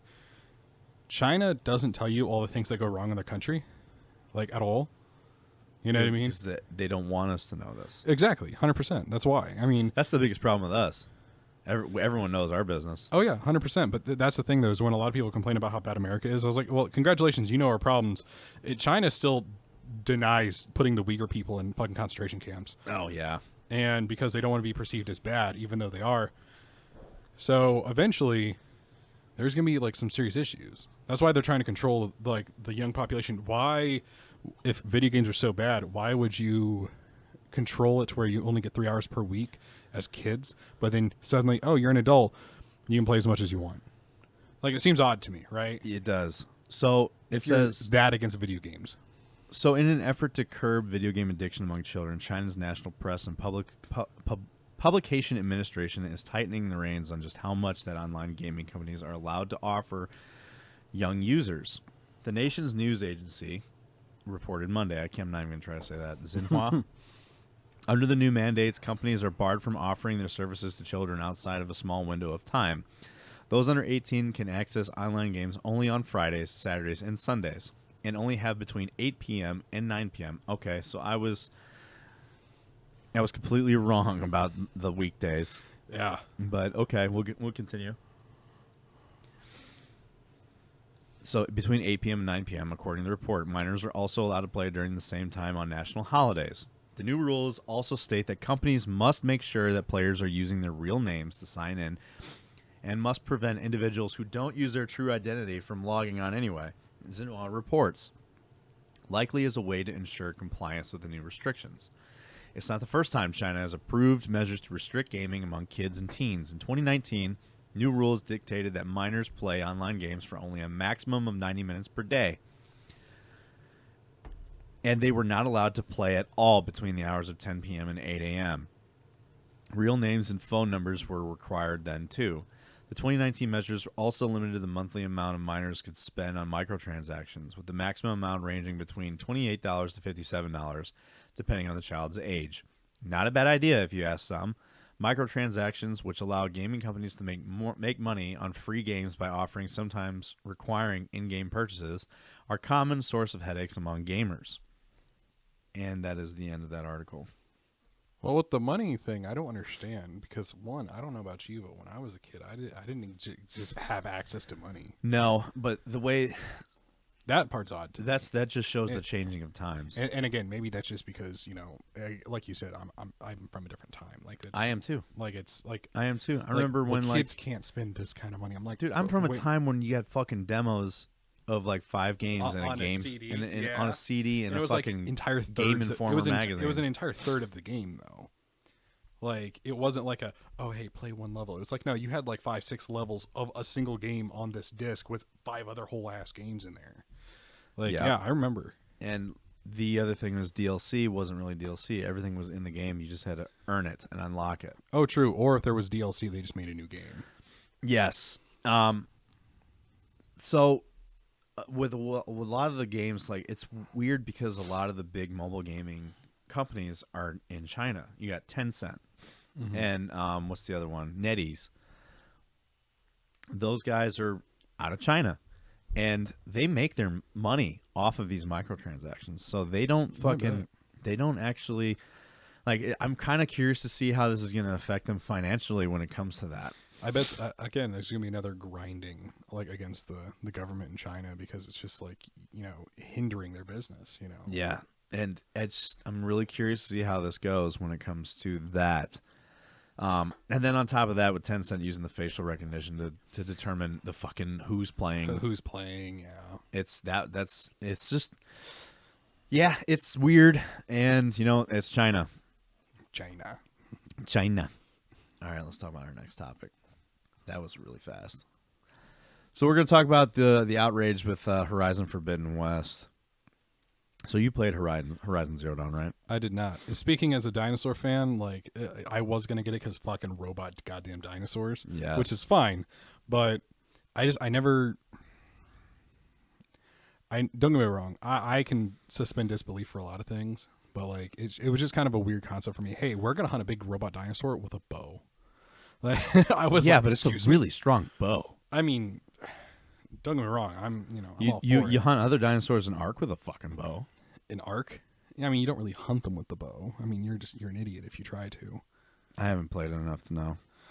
There's a lot of shit about the UI that I'm like, I tried playing it and I'm like, I don't know what the fuck I'm doing. No, I understand with the user interface for it. It's just it hurts my feelings because I know how to do it now, which is fine.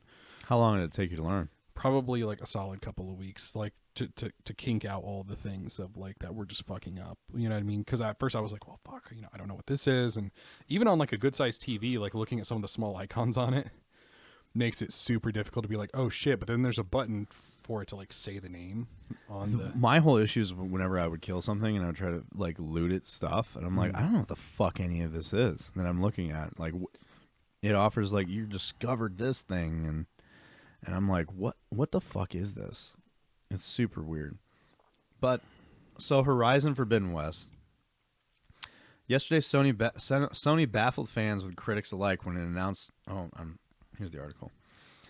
When when it announced the pricing for PS4 and PS5 versions of Horizon Forbidden West. While the $60 PS4 and $70 PS5 price points are Sony's standard at this point, the confusing part was absolutely no way to upgrade your $60 PS4 version to PS5 version later. Instead, players are told to buy the $80 deluxe version, which allows dual entitlement for both PS4 and PS5 versions of the game. Fans haven't exactly loved Sony's paid upgrade path for other games in the past, but the complete lack of an upgrade for Horizon Forbidden West is new. But not just illogical, it's actually completely contrary to what Sony's explicitly said about the game. Additionally, we know that PS4 community will transition to PS5 at different times, and we're happy to announce PS4 versions of some of our exclusive Marvel Spider-Man Miles Morales, Sackboy: A Big Adventure, and Horizon Forbidden West will also launch on PS4.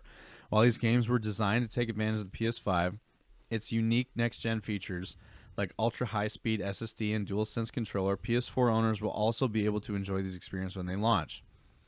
The PS4 digital versions of launch games include a free upgrade in both PS5 consoles, while the PS4 disc versions of these games include a free upgrade in the PS5 with Ultra HD Blu-ray disc drive. So there's simply no other way to read that. Sony originally said that upgrading your PS4 copy of Horizon Forbidden West to PS5 would be free. But still, if you want to quibble with the wording here, here's Jim Ryan being explicit in a Washington Post interview around the same time when asked about cross-gen titles Miles Morales and Horizon. No one should be disappointed, Ryan said. The PS5 versions of those games are built from the ground up to take advantage of the PS5 feature set. And we have an upgrade path for PS4 users to get the PS5 versions for free. It's about people having a choice. I'm really quite pleased about this situation. So these assholes literally just fucking contradicted themselves. Oh yeah, hardcore. Well, it's because they want money. First off, the fact that you're they backpedaled on all of this. Well, the fact of the matter is if you're charging $60 or $70 for a video game, one, you're wrong, because making video games sure is still intensive and can be expensive. Like, I get that, but the fact that, I mean, you don't even pay for shipping anymore. It just goes to your PS5. Most people buy digital copies anymore. Yeah, most people buy digital versions. Like, let's be honest, like 100%. Like, I have for my PS4 and PS5 collection of like games, I have like 3 discs. You know what? I also was watching. I was watching Young Yeah, who's a YouTuber and one of the guys I get my news from. Yeah, he was discussing what comes in this deluxe version. So the deluxe version actually comes with a download code in no disc. So it gives you a download code for the PS5. But you don't get a disc in it at all. It's like a box, like with stuff in it. You're right. There's no game in it. It's just a digital code to download the game. Yeah. And it's like, what the fuck is Sony doing? And it's really shitty because you have Xbox, who's been doing it right with their Games Pass, by putting the next gen titles and putting like the newer titles with their next gen counterparts on the Game Pass. Yeah. Which is better value because you're basically paying for a subscription that has all the fucking games, including their next gen upgrades. Yeah. For one price. Well, I think what it was is Sony thought, hey, we're making a good profit off of our games and everything, but if you can buy the PS4 version for, let's say, $60, right? And then you have PS5, you just upgrade it to the PS5 version. But how many people have a PS5 right now? I mean, besides us. I mean, true. Very few people actually have been able to get that's their hands on one. That's fair, but I also know that someone probably in Sony was like, oh, people can do this. Buy PS4 versions, upgrade to PS5, right? Yeah. And they think that they're going to lose money off that. One, it's $10 fucking. Two, they're already kind of gypping us anyway because people didn't stand up to Sony and to Microsoft when they were charging $70 for a fucking video game. Like, I remember a time in my day when when like the super deluxe version of a digital game would be $60 or $70. That was the how you got the most out of a game with their super deluxe mega pack or whatever the fuck they called it. But now it's like that's just the baseline game anymore. I remember when I think it was Black Ops came out and it was $60 and people were like freaking out. And they were like, games have been $60 since PS3. True, but I'm just saying people were like, "Oh, well, this is expensive. Oh my god." They're like, "Hey, this is just what it's going to be now." And now it's just slowly crept up to fucking $70. And now like we're even seeing some games at like, $80 for even like the minorest of upgrades. But Usually I'm also a little bit relieved as well though. If you notice, there's been a lot of games that are coming out that are actually less than $50. Aliens yeah. Fire Team recently came out. Have you played it yet? I have played it. Is it good? I like it. I'm thinking about getting it.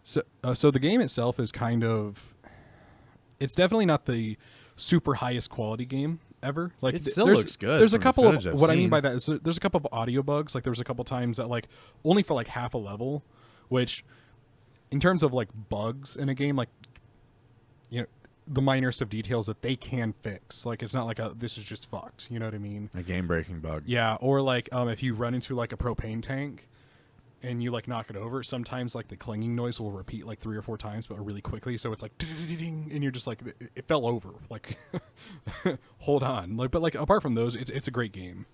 Like It looks fun. Oh, it's fun as fuck. I love it. But You got me thinking about buying it right now. oh yeah, no, I'm super excited. But I was excited though. Back to the real reason why I brought it up, was it's like what, $40? I think so. And it's a game like me and my buddies have been playing it, and it's fun, and it's replayable, and there's multiple difficulties, and there's different guns. I want more guns, but like I can tell that they were kind of dipping their foot into it to see like if it's You think there's more coming for it? You would hope so, right? I would hope so, but I think what it is that they're like, hey, well, people like this kind of game. We'll put it out there. Well, as you gotta a little also bit think the last, except if you don't consider Isolation, the last game that like was a it, beautiful game. Yeah, I loved Isolation. the last Alien game, like Colonial Marines. Colonial Marines. Oh, that was so bad. It was awful. Oh yeah. And they took it was like I think it was Gearbox that made it, and it was same guys that did Borderlands. It was, what the fuck is that name? The guy's name? Gearbox. No, the guy that made Borderlands. Vincent Volition. No, I don't know the individual. he's a CEO at Gearbox. He basically hyped up Colonial Marines, and when he showcased it versus what it came out, it was not the same. Bad. Yeah, I mean the same thing they did with like Dark Souls 2. And then he basically was like, "Get over it. What do you want me to do about it?" And it was Yeah. just like, "Fuck you, dude." Fuck you. Yeah. But like when it came to Alien games like this one, it never did well. It's very good. It does have a Left 4 Dead type feel to it. There's different classes in it, which is really really nice. But there's only 3. It's only 3 player, which at first I was really critical of, because 3 player seems like you were just too lazy to put in a 4th. Because It's 3 player? Yeah. I thought it was 4. No, it's 3. That's weird. Exactly, it's weird. Like it's just one of those odd numbers. You're like, oh, there's a co-op. Maybe it's just 1 or 2 people. Like, that's fine. Or it's like, or you would want 4 people or more. And I can understand. A 4-man squad seems to be pretty standard. Yeah, exactly. But I will say, even though it's only 3 player, I really liked it thus far. And what has ended up happening with it is that with there being so few people, especially when you're doing like objectives, I've noticed that it has a slight horror vibe, because you're like always like kind of like looking over your shoulder. Whereas Well, if that's you just, Alien though. whereas if you just had an extra body there though, who just oh, you guys are doing objectives and you can just sit there like patrolling, I think it would take away from that feel a little bit, because then it's To just add another too many person? guns. Yeah, exactly. So you get that sense of security. Yeah, exactly. Well, because if you got 4 people though, then you can also split off in squads of 2. And so is it available for both PS4 and PS5? Yeah, Really? Okay. I think so. Yeah, Same price? I believe so. I bought it for $40. Okay, so that it probably is the same price. Or like then when Crash Bandicoot came out, like the remake, Yeah. it was like what I think that was like what $35. Something I can't remember. But that was 3 games in 1 though. It was everything in the series in one game. Yeah, and I still play it. I actually had to delete it to make room. Because Crash Bandicoot was one of the first games that like as a kid I played. So I've already That was a game my mom played a lot. I've already 100%ed all the games, but I'm trying to get all the trophies for them because I'm psychotic. So I'm trying to do You're like a completionist. so I'm trying to do like the time trials for the second game right now, and I am pulling. Dude, I hate the time I am trials. pulling my fucking hair out. I hate the time trials. Because at least in Crash 1, when you did the time trials, it was, sure, don't fuck up, right? You know what I mean? But it was generally a straight path. and there was no sprint function, so it was just like you didn't have to worry about trying to sprint through it. But in the second one and the third one, they gave the sprint function to the second one, and you had the sprint function. So the time is a lot more strict. Is a lot more strict. So you have to sprint through the whole thing. So instead of going through the level like in Crash 1, you're like, oh, you're just going to run through the level like normal, but just try to be smooth with how you go through it, right? Which, when you get good at the game, you kind of do that anyway. But when you go to the second game, because you're not playing it with the sprint function, suddenly now you're going through it on the time trials and you're sprinting through this, so you're going like twice as fast as Crash normally would in that game at all, and you're just like, oh yeah, so fuck that, I gotta try not to fuck up, and it hurts my feelings. Like, I probably spent the last like 3 days on one level. Oh my god. Yeah, and it's just like, ugh.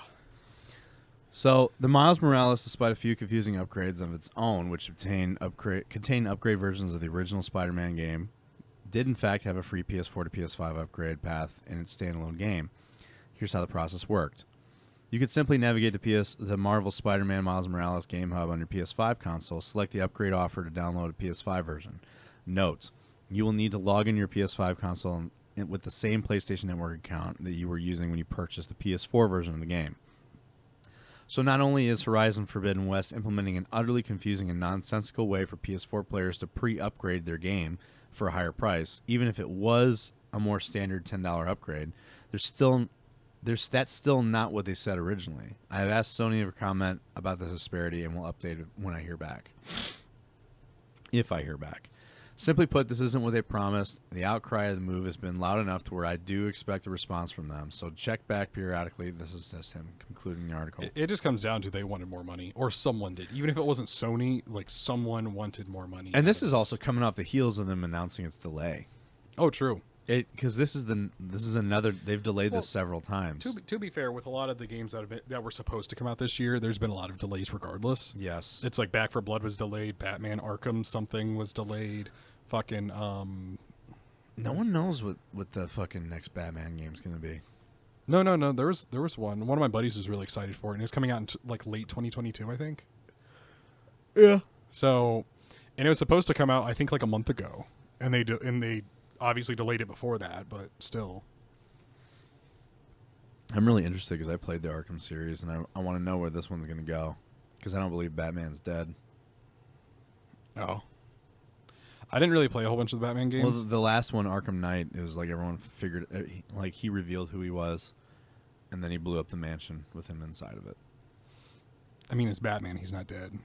I can already tell you that shit right now. And that's exactly it's like pretending that like Superman. Oh, Superman died. No, but Superman did die. No, he fucking didn't. He came back, but he did die. It was a cop out. Yeah, whatever. I mean, it was a cop out though. I consider Superman to be the dumbest fucking character ever. Really? I've never been a Superman fan. That hurts. I'm sorry. However, though, I do agree though, because the Doomsday timeline, like where Doomsday killed Superman, I would have loved, because Superman was such an iconic character. Regardless, it would have been so devastating. It would have made that timeline so memorable if they were just like, yeah, he's gone. Oh, are you gonna make like new issues of him? No, like they may make references or flashbacks with him in it, but like, no, he's gone. Like nah, he gone. He did. Yeah, I would have loved that, because sure, it would suck because we don't get to see Superman as much anymore, but that would have been. Or if there's like a large period of time where he wasn't there. But that would have been super powerful. Like, yeah, or until if they're like, yeah, we're not gonna write about him until we reboot, like how the New 52s were. Yeah. Like, oh, then they start writing about him again. That would have been so powerful. Could you imagine like 10 years of no Superman comics? As soon as you release the next Superman comic, because like you reboot it, it would be huge, and it would be so much more memorable. You know what I mean? Because like, oh man, Superman fucking died. Yeah. Like he's gone. Like there's no like, oh shit. You know, that would have been super powerful, but they fucking copped out on it. Yeah, I know. I'm so mad. I'm sorry. Let's talk about racism in Fortnite. Yay. Jesus. So, Fortnite under fire after failing to disable whip emote during Martin Luther King event. Fuck. Oh my god. I told you it was pretty bad. I was sitting there like, this is probably going to be bad, and I admit that. Oh, this is some dumbass floss dancing. No, they were cracking whips at fucking Martin Luther King. I couldn't. Look at this guy's outfit. I never would have imagined. Look at his. He's in white. He's all white with a whip. Fuck. I never would have imagined that. How not? It's I- fucking I- It's literally a game where a bunch of kids like to be edgy and do stupid shit, and you give them all these emotes. I've never really played Fortnite, and so like I haven't either, but I know about it. But like I never would have thought you're like, yeah, there's racism in Fortnite. I thought, hey, maybe some kids are getting on there because it's an MLK event. They're saying some racist, fucked up shit. No, they put a whip cracking emote in there, and kids are cracking. Whips So at the MLK. whip cracking Oh my emote God, actually no. came from like one of the DC expansions, Really. and this is like a Catwoman emote. So now Catwoman's racist. No, she's not. It was just this is obviously not a thing that like was originally. Right. I mean, understandably so, but it's just like Jesus. Christ. So let's get. I never would have thought. You're like, yeah, kids are cracking whips at MLK. Fuck. Yeah, I told you there was more to this. No. So Fortnite stirred up some controversy last week when they unveiled their new collaboration with Time Magazine and added a digital museum exhibit onto the creative side of the game dedicated to the life and work of Dr. Martin Luther King Jr. The decision to create the exhibit was met with mixed reactions, some praising the innovation of such exhibit, others condemning the use of Martin Luther King in for-profit marketing materials, and yet others criticizing the implementation of the exhibit itself. One of the most common notable complaints about the MLK exhibit was that while they disabled combat in the creative exhibit, Epic left emotes fully available in the mode. Some emotes and dances were quite disrespectful, especially in the context of using them in a civil rights museum exhibit. One emote, the whip crack emote, was highlighted by many as particularly insensitive. I wonder why. I can't imagine why. It's just bad, right? I mean, I can't, like, part of me wants to be like upset about this, but the other part of me is like, I wouldn't have thought about that shit. Like, if you're like, hey, we're gonna do something nice, try to put civil rights and shit like that out there. Like, I never would have thought, like, yeah, I got to go through the emotes to make sure that none of these are fucked up. Like, you know what I mean? Like, yeah, I mean, but at the same time, it's like it also makes you think, like, where do we draw the line between, like, when is the company responsible? You know what I mean, for what people do? it was a large lack of forward thinking on Epic's part because they know their community. They know how toxic it can be. And yet, and I understand that, but it eventually still comes to the point where it's like, at what point do you, hold them responsible for the people? Because, hey, here's this nice museum exhibit of, civil rights and the works of Dr. King. And then someone does something fucked up. Is that my fault? You know what I mean? to a point, yes and no. Because I agree. And don't get me wrong, you're right. They should have thought about it. I agree 100%. But, like, I'm just thinking of it as if I were doing this. Like, hey, make a nice civil rights exhibit so we can get the message out. Cool. Okay, awesome. You do all this work. Like, here you go. There it is. And then someone's like, you're a piece of shit because people cracked whips at it. I'm like, what the fuck? Like, I don't know that. You know what I mean? How like, dare you let them do this? Like, I forgot that emote was there. Yeah. So, all right. Like I'm just saying, like, I probably would have lost my job over this because I would not have thought of that. Like, No, I don't think anybody lost their job over it. I just think that like it definitely was met. It was like the other criticism, and I'm sure it's going to be highlighted in this article, is the fact that this is not exactly an appropriate place to do this kind of event. well, I think a part of it too is people are thinking like, hey, because I imagine that a lot of the Fortnite community is young. Yeah, well, Right. educating the youth. You know what I mean? So That was the intent behind so it. you want to teach the young kids because, I mean, again, it goes back to the whole, when are you the most influential, right? When you're young. You know what I mean?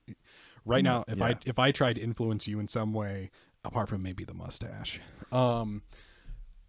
it's going to be harder. It's going to be a lot harder trying to get you to change your mind. But if I tell young kids about civil rights, they're so much more likely to absorb it. So I think that's what it's about. Sure, maybe it's the incorrect way, but then you also then have to say, like, well, then why was Apex putting Black Lives Matter shit on their fucking page? Because then people could say nasty things about it on there. You know what I mean? Yeah. Like, Yeah. there eventually comes a line where it's like, is it bad to do this or is it a good thing to do this? And I don't know the 100% answer, but it's just the idea. Like, part of me doesn't want to criticize them for trying to put out a good message, but also too, like, Like, this is what I said earlier. Their intentions were pure. Were pure. We're good, yeah. We're good intentions, but their execution was shit. So, Jesus.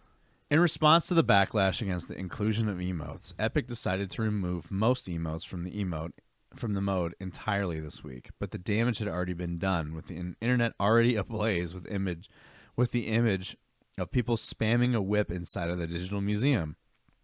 As their whole tweet.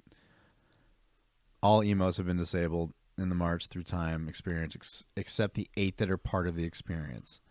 Some players have reported that Epic did not end up disabling the whip crack emote from the DC Comics Cosmetics pack due to the contract with DC. However, there is no evidence of this claim and could not be confirmed. So, the Fortnite whip crack emote can't be disabled in the MLK because of a DC package. Catwoman just can't. So just fucking bang up job, everyone involved. Regardless of whether the offensive emotes are still available or not, thousands of players took to Twitter and Reddit to condemn the use of the whip crack emote and other offensive emotes like the tomato throwing emote during the event. The tomato throwing emote. To most who responded, the decision to allow the whip crack emote at any point during the event was seen as inappropriate in the context of a museum exhibit about the black struggle of liberation in America. So what this article doesn't talk about is that people found a workaround. They found, and you could really only do this on PC, which there was a way to circumvent the disabling of the emotes where people were still able to use these emotes. The other issue was, and this is why I figured like Epic should have thought about this, because look at all the different skins that they have in this game. You literally have a photo of fucking Rick from Rick and Morty in a xenomorph posing next to the Martin Luther King exhibit. Yes. How fucking weird is that? I mean, it's weird, definitely. It's super weird. So, and like, to be, in all honesty, it's like, this is where the whole, like, the intentions are pure, the execution was shit. And it's like, you really, also Martin Luther King's family was not involved with this. The Martin Luther King Foundation, or I'm sorry, estate. The estate, yes. Yeah. The estate had nothing to do with this whole implementation. It was all Time Magazine. And, I also see other people's call for Epic trying to cash out on on this whole thing, using Martin Luther King as a way of like, we're going to sell skins and shit because of this. So, I mean, when it comes to that, that's a little bit harder. Like, I agree with you. Like, they should have thought about it, definitely. Like, I understand, and I know I showed a little bit of sympathy. Like, I would not have. That wouldn't have come to my mind. No. But definitely, like, maybe they were, 100%. Like, it's also very odd from all the other events that they've done. Maybe they were trying to, cash out on it, make money. But also, too, though, like, what do you also tell them, like, too, if they were actually really trying to put out a good message, like, you're a piece of shit because you're trying to cash out on this, and you actually were trying to do something good. Like, I mean, that's the other shitty side of the spectrum. It's just like, it's really hard to say also because look at all of Fortnite's live events compared to this one. I don't know. All of Fortnite's live events have been like rappers revealing their next album and all this weird, goofy shit. It's just a bunch of goofy shit. And then you finally want to start adding something a little bit more serious and educational to Fortnite after how many years? No, and I agree. You're right. You probably shouldn't open up with MLK exhibit. Like, you're right. That's a little deep if you're, if you've not made that clear before. You know what I mean? Yes. But It also is a little disheartening because now I know that a lot of companies who maybe would have done something good, something positive, are not gonna be like, yeah, fuck that, man. I'm not. They're gonna avoid it like the plague. Yeah, and so I don't know. Like, again, this is why part of me, like, the gaming community is shaped by the gamers, not by the companies, as much as the companies would really like it to be the other way around. Yeah. Again, this is back off of Epic. For once, I'm like defending a company. Feel kind of weird about it, but like part of me, Epic's been facing its fair share of shit. Especially, you know what? Since we're talking about Epic, we'll talk about their Among Us ripoff. Oh Jesus! But I mean, but part of me also too, though, it's like again, it's like people, people complain about a lot of the things that go on with the gaming community, but they don't want to hold the people responsible. You know what I mean? Yeah. So, I mean, I don't know. Like, it's kind of like the same thing too, though. You can actually control what you're around. I don't know about you. Yes, I'm that asshole. But like when me and a bunch of my friends would do a multiplayer game, as soon as I hear screaming kid on the fucking thing, vote to kick. Sorry, I don't want to play with that. You know what I mean? And so if you don't play with people who are cracking whips at MLK, then you won't. Then people will eventually be like, oh shit. You know what I mean? There's kind of the reason why there's the report button, so that way someone puts a fucking swastika on shit in like For Honor, because I saw that a few times. You know what I mean? Then suddenly, if you don't report that shit, then you're just okay with it. You know what I mean? And if you go online and complain about it, or you're like mad at like For Honor for someone, they didn't put the symbol in there, but if you customize and move shit and you draw your own swastika on a shield, is that really, For Honor's problem? No, it's you know what not, I mean? because that's like someone went out of their way to make that. Exactly. Or it's like the whole sex thing with like GTA. I forget which one it was. When they're like, there's sexual activities. I was like, you had to like hack the game to get to that. Sure, it was in there, but they like took it out of like what you were able to access. So, I remember specifically GTA 4 when you picked up a hooker. You could see her getting you hard before fucking you.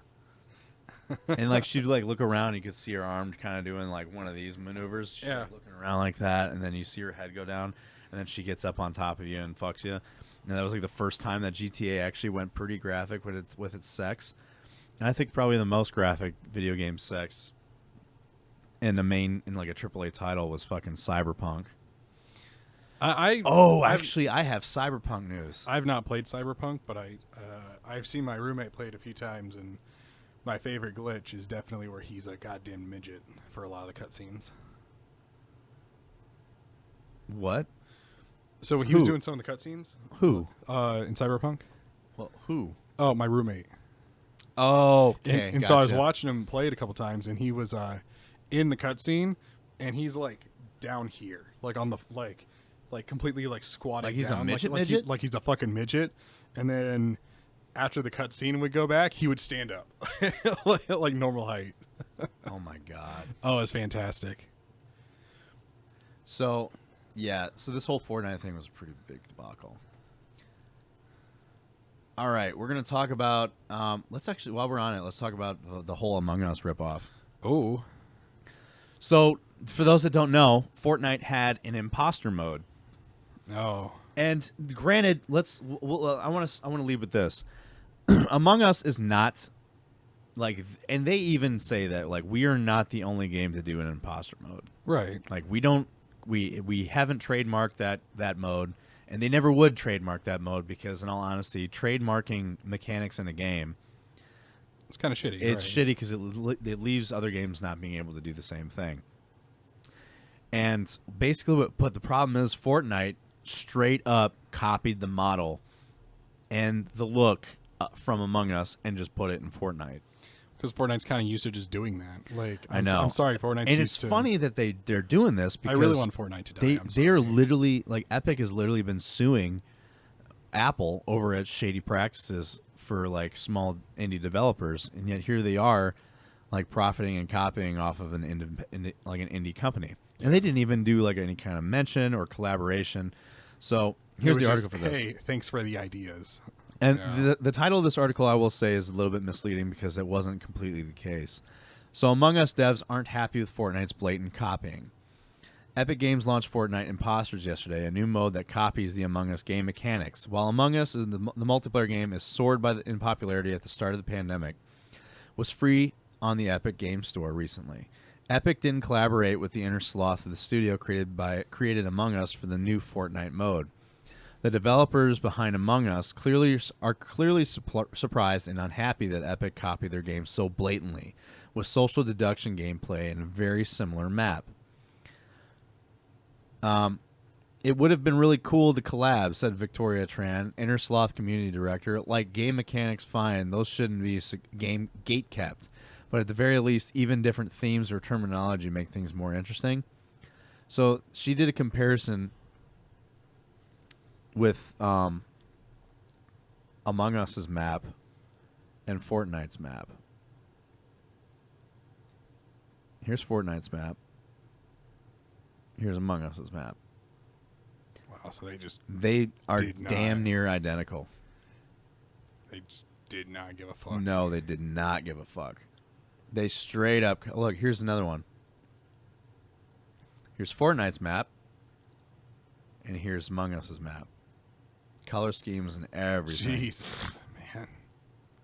Routes are relatively the same. A couple things maybe change here and there, but all in all, it's virtually the same model. So, Gary Porter, a developer Among Us, also pointed out the similarities between the map that Fortnite uses and Among Us. It's okay, though. They flipped the electrical and med bay, connected security to cafeteria, joked Porter on Twitter. I wasn't even around for the development of Skeld, the first Among Us map, and I'm still kind of offended. Another developer Among Us tweeted and deleted what he referred to as spicy tweets before inviting another game makers to collaborate with Among Us instead. Kotaku has also spotted that Adriel Wallach, a programmer at Innersloth, also shared a comic about the theft of the art online. What are you doing? You stretching? Yeah, I'm sore as fuck. What happened? Getting those gains, man. Oh, yeah. I haven't gone to the gym all week. So, I can take you with me so that way, we can get America's chin back. Yeah, I mean, I got a gym like 2 minutes from here. My gym. And it's like a straight up iron gym. Oh, dude, that's so nice. It's like old school equipment with new school equipment. You want to pause real quick? I mean, I think I'm alright. I just needed to stand up there for a second. Well, I got to take a piss. Okay, we can pause it. Give me a second, guys. I'm going to take a quick piss. And then, yeah. What's up, guys? Brock here with the Blacklisted Gaming Podcast. If you like what you've seen so far or what you've heard, go ahead and hit that subscribe button down below. And also, don't forget to hit the notification button so that you can get any kind of notifications whenever I go live or when a new episode comes out. Episodes come out every single Monday morning, so tune in for that. Now, let's get back to us gagging our faces off. I'm as ready as we go, man. And we're back at it again. So, yeah, we're talking about working out. I have spinal arthritis, so Yay. yay. Yes. I can't do a lot of those things anymore. VA claim, here I come. Yeah, that's how I found out. Oh, nice. That's like, oh, yeah, my back's been fucked up since I jumped out of planes, and they're like, you have arthritis in your back. We just want to do an X-ray to find out what kind and where it's at. Right, But they said it's all service connected, though. I'm like, fucking A, right it is. I'm going to just walk in there and be like, I'm broken. And I told them basically, I'm like, I do what I can fitness-wise to make sure I'm not a fat piece of shit. Right.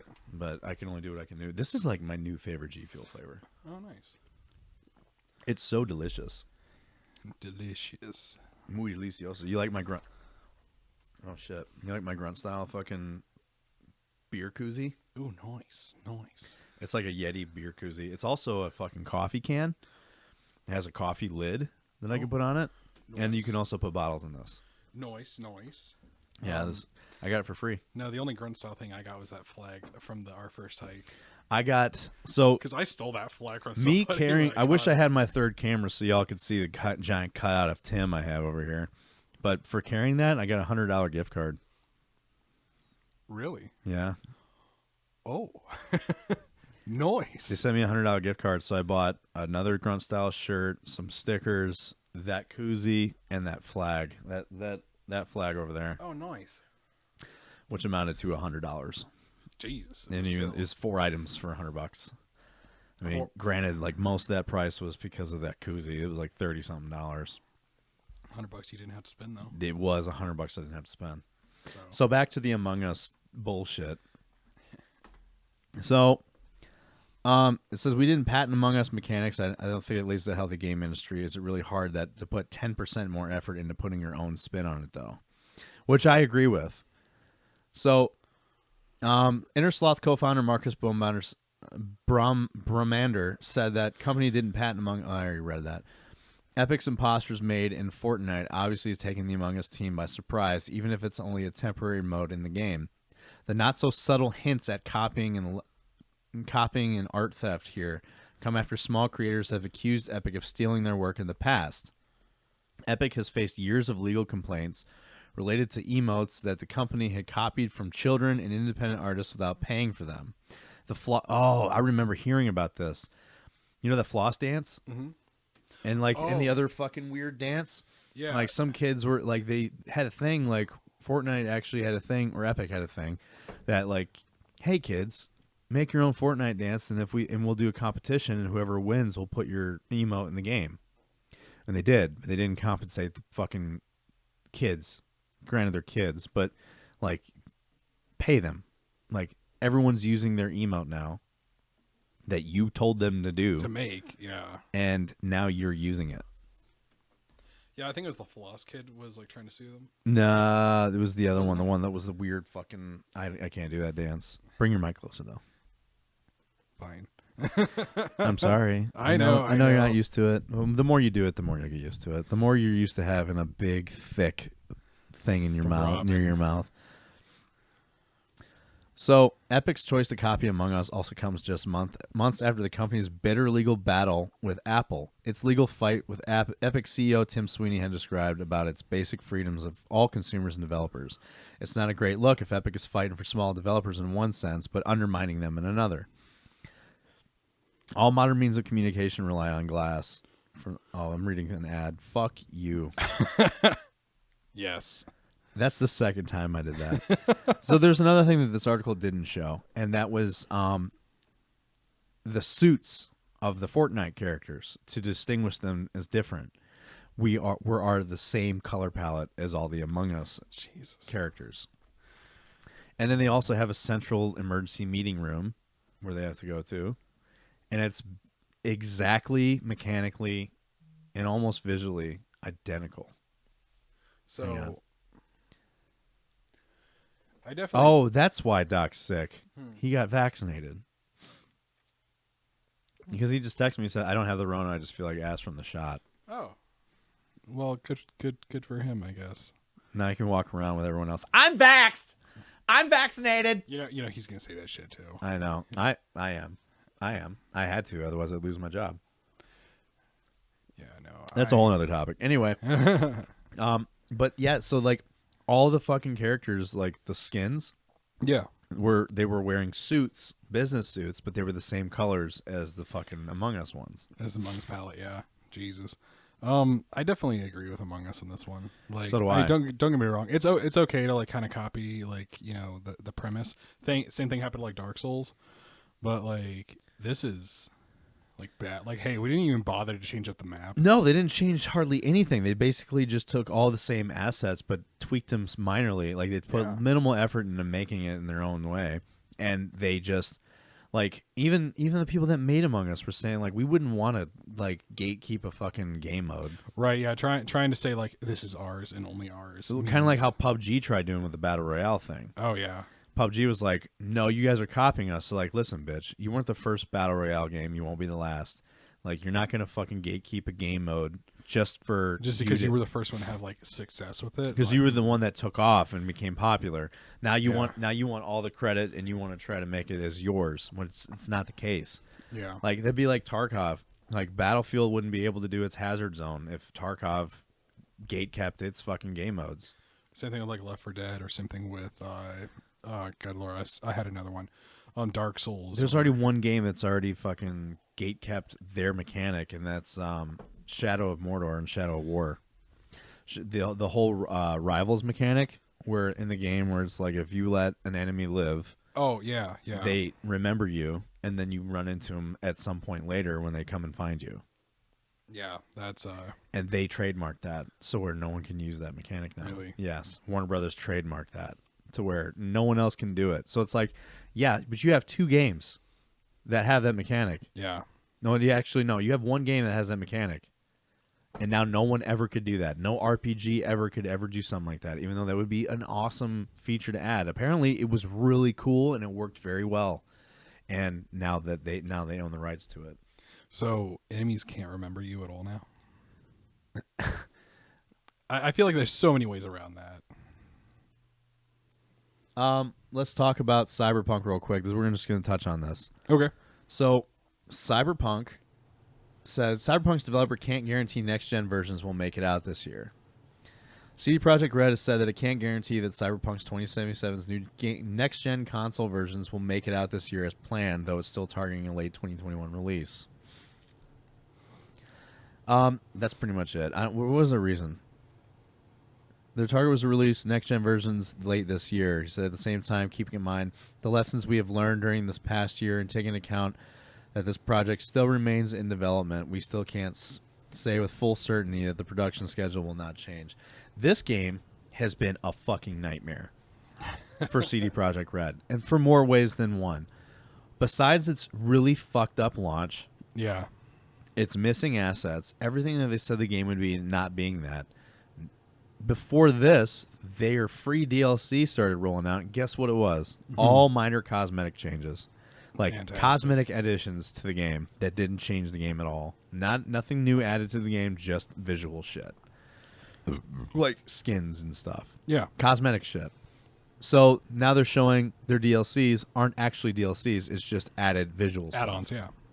And now they're saying their next gen version is probably not going to come out this year. So they're going to delay their next gen. Their DLCs ain't shit. Their game is fucked up. A lot of people are calling for this game to just be dead in the water and then move on to The Witcher. And Yeah. I mean, I bet. Yeah. kind of, I agree. It sucks because all the hype for the last decade behind this game, Well, it's because just to see it's it because turn they into already this. decided that it was going to be a success, and then they didn't put in the work for it. I mean, it's exactly what happened. It's 100% what happened. It's the same thing that happened to Titanfall. It's the same thing that happened to many of the Call of Duties. It's like World War II. People didn't really like World War II, and No. but yet they hyped it up. I remember getting a lot of hype up, for World War II. Call of Duty, you mean? Yeah, Call of Duty. And it ended up being ass. Yeah, I mean, and just especially for World War II, it was like the little shit, like, oh, hey, I have a sniper and I got 3 bullets left. I'm going to reload. Opens up the magazine, and a bolt action rifle just puts in a whole another 5 rounds Oh, I know. Fucking weird. into a gun that only holds 5, and already had 3 bullets in it. Just whole another mag. And now here we are, another World War II Call of Duty. I mean, I don't mind World War II Call of Duties, but you got to do them well. Like, shit. Yeah, you can't half-ass that. You know what I mean? Like you can milk World War II for a lot of shit. You could. could do seriously one whole ass game off of a single campaign. Oh, the Pacific Theater, the European Theater, the Western Front, the Eastern Front, the African campaign. Like Instead of trying to pile them all into one. yeah, actually, I think that would be a better idea. Actually, hey, cool, we're going to cover the Eastern Front. D-Day. Marching through Europe. Yeah. Oh, we're going to cover the Africa campaign. Rommel, Patton, going up through Italy. Oh, we're going to cover the Russian campaign, the Eastern Front, right? Stalingrad, Leningrad. There's so much they could do, but they keep trying to put it all in one And game. then, the Pacific Island hopping campaign. I know a lot of these were covered in previous Call of Duties, but, you can't tell me that we wouldn't love to see another modern, current or next-gen version of D-Day, right? That'd be awesome if they did it right, obviously. Man, that would be insane. I remember Medal of Honor when they did it. Or, what was it? Stalingrad, the Battle of Stalingrad? Or Iwo Jima? Having some of those, next-gen, real-world battles in there. You could do a whole naval gaming in the naval warfare. You could kind of, put more of the naval stuff in with the, Pacific Theater. But, instead of just saying, oh, here's your random plane, no, you got to get your battleship in position. Could you imagine if you had, a little section where it was the USS Texas, where, hey, we're going to flood this Or entire the half of ship. AC-130 section of Modern Warfare campaign. Oh, yeah. Where it's just a fucking battleship destroyer. Mm-hmm. And basically all you're doing is you're just bombarding. Yeah, that would be cool. And then you have to fucking, and then it would transition between enemy. Were there enemy boats in the Pacific Theater fighting against ours? Yeah. Or you could transition to fucking U.S. planes fighting, dog fighting, and helping deter enemy boats from the Navy. You could even do different missions where because especially at the beginning of the war, the Zero planes that the Japanese were using were better than ours, but then we upgraded our planes to the Hellcat engines, and suddenly we had the technological advantage. So you could have some of the beginning missions where you're at a severe disadvantage as a pilot, but then in later missions in the campaign, you could be oh, well, suddenly our planes are outperforming theirs in terms of ability, You know what I mean? Like it would just be a really cool shift. In It the would war. be. It would be cool. I would love to see something like that. So let's talk about Timmy Tenders here. Timmy Tenders. Timmy Tenders, aka TimTheTatman. So, Twitch's biggest star keeps jumping to keep jumping to YouTube. Now, mind you, this is TimTheTatman's not the first one to do this. A week prior, Dr. Lupo did. So, a marginalized creators boycott Twitch for a day, well-off white guys continuing to leave. Fuck you, Kotaku. You fucking.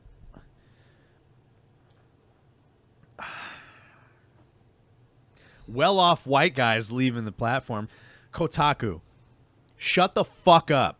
For real. Like, these fucking stupid... This is the second time. Last episode, me and Doc pulled up a fucking article about Dr. Disrespect suing Twitch.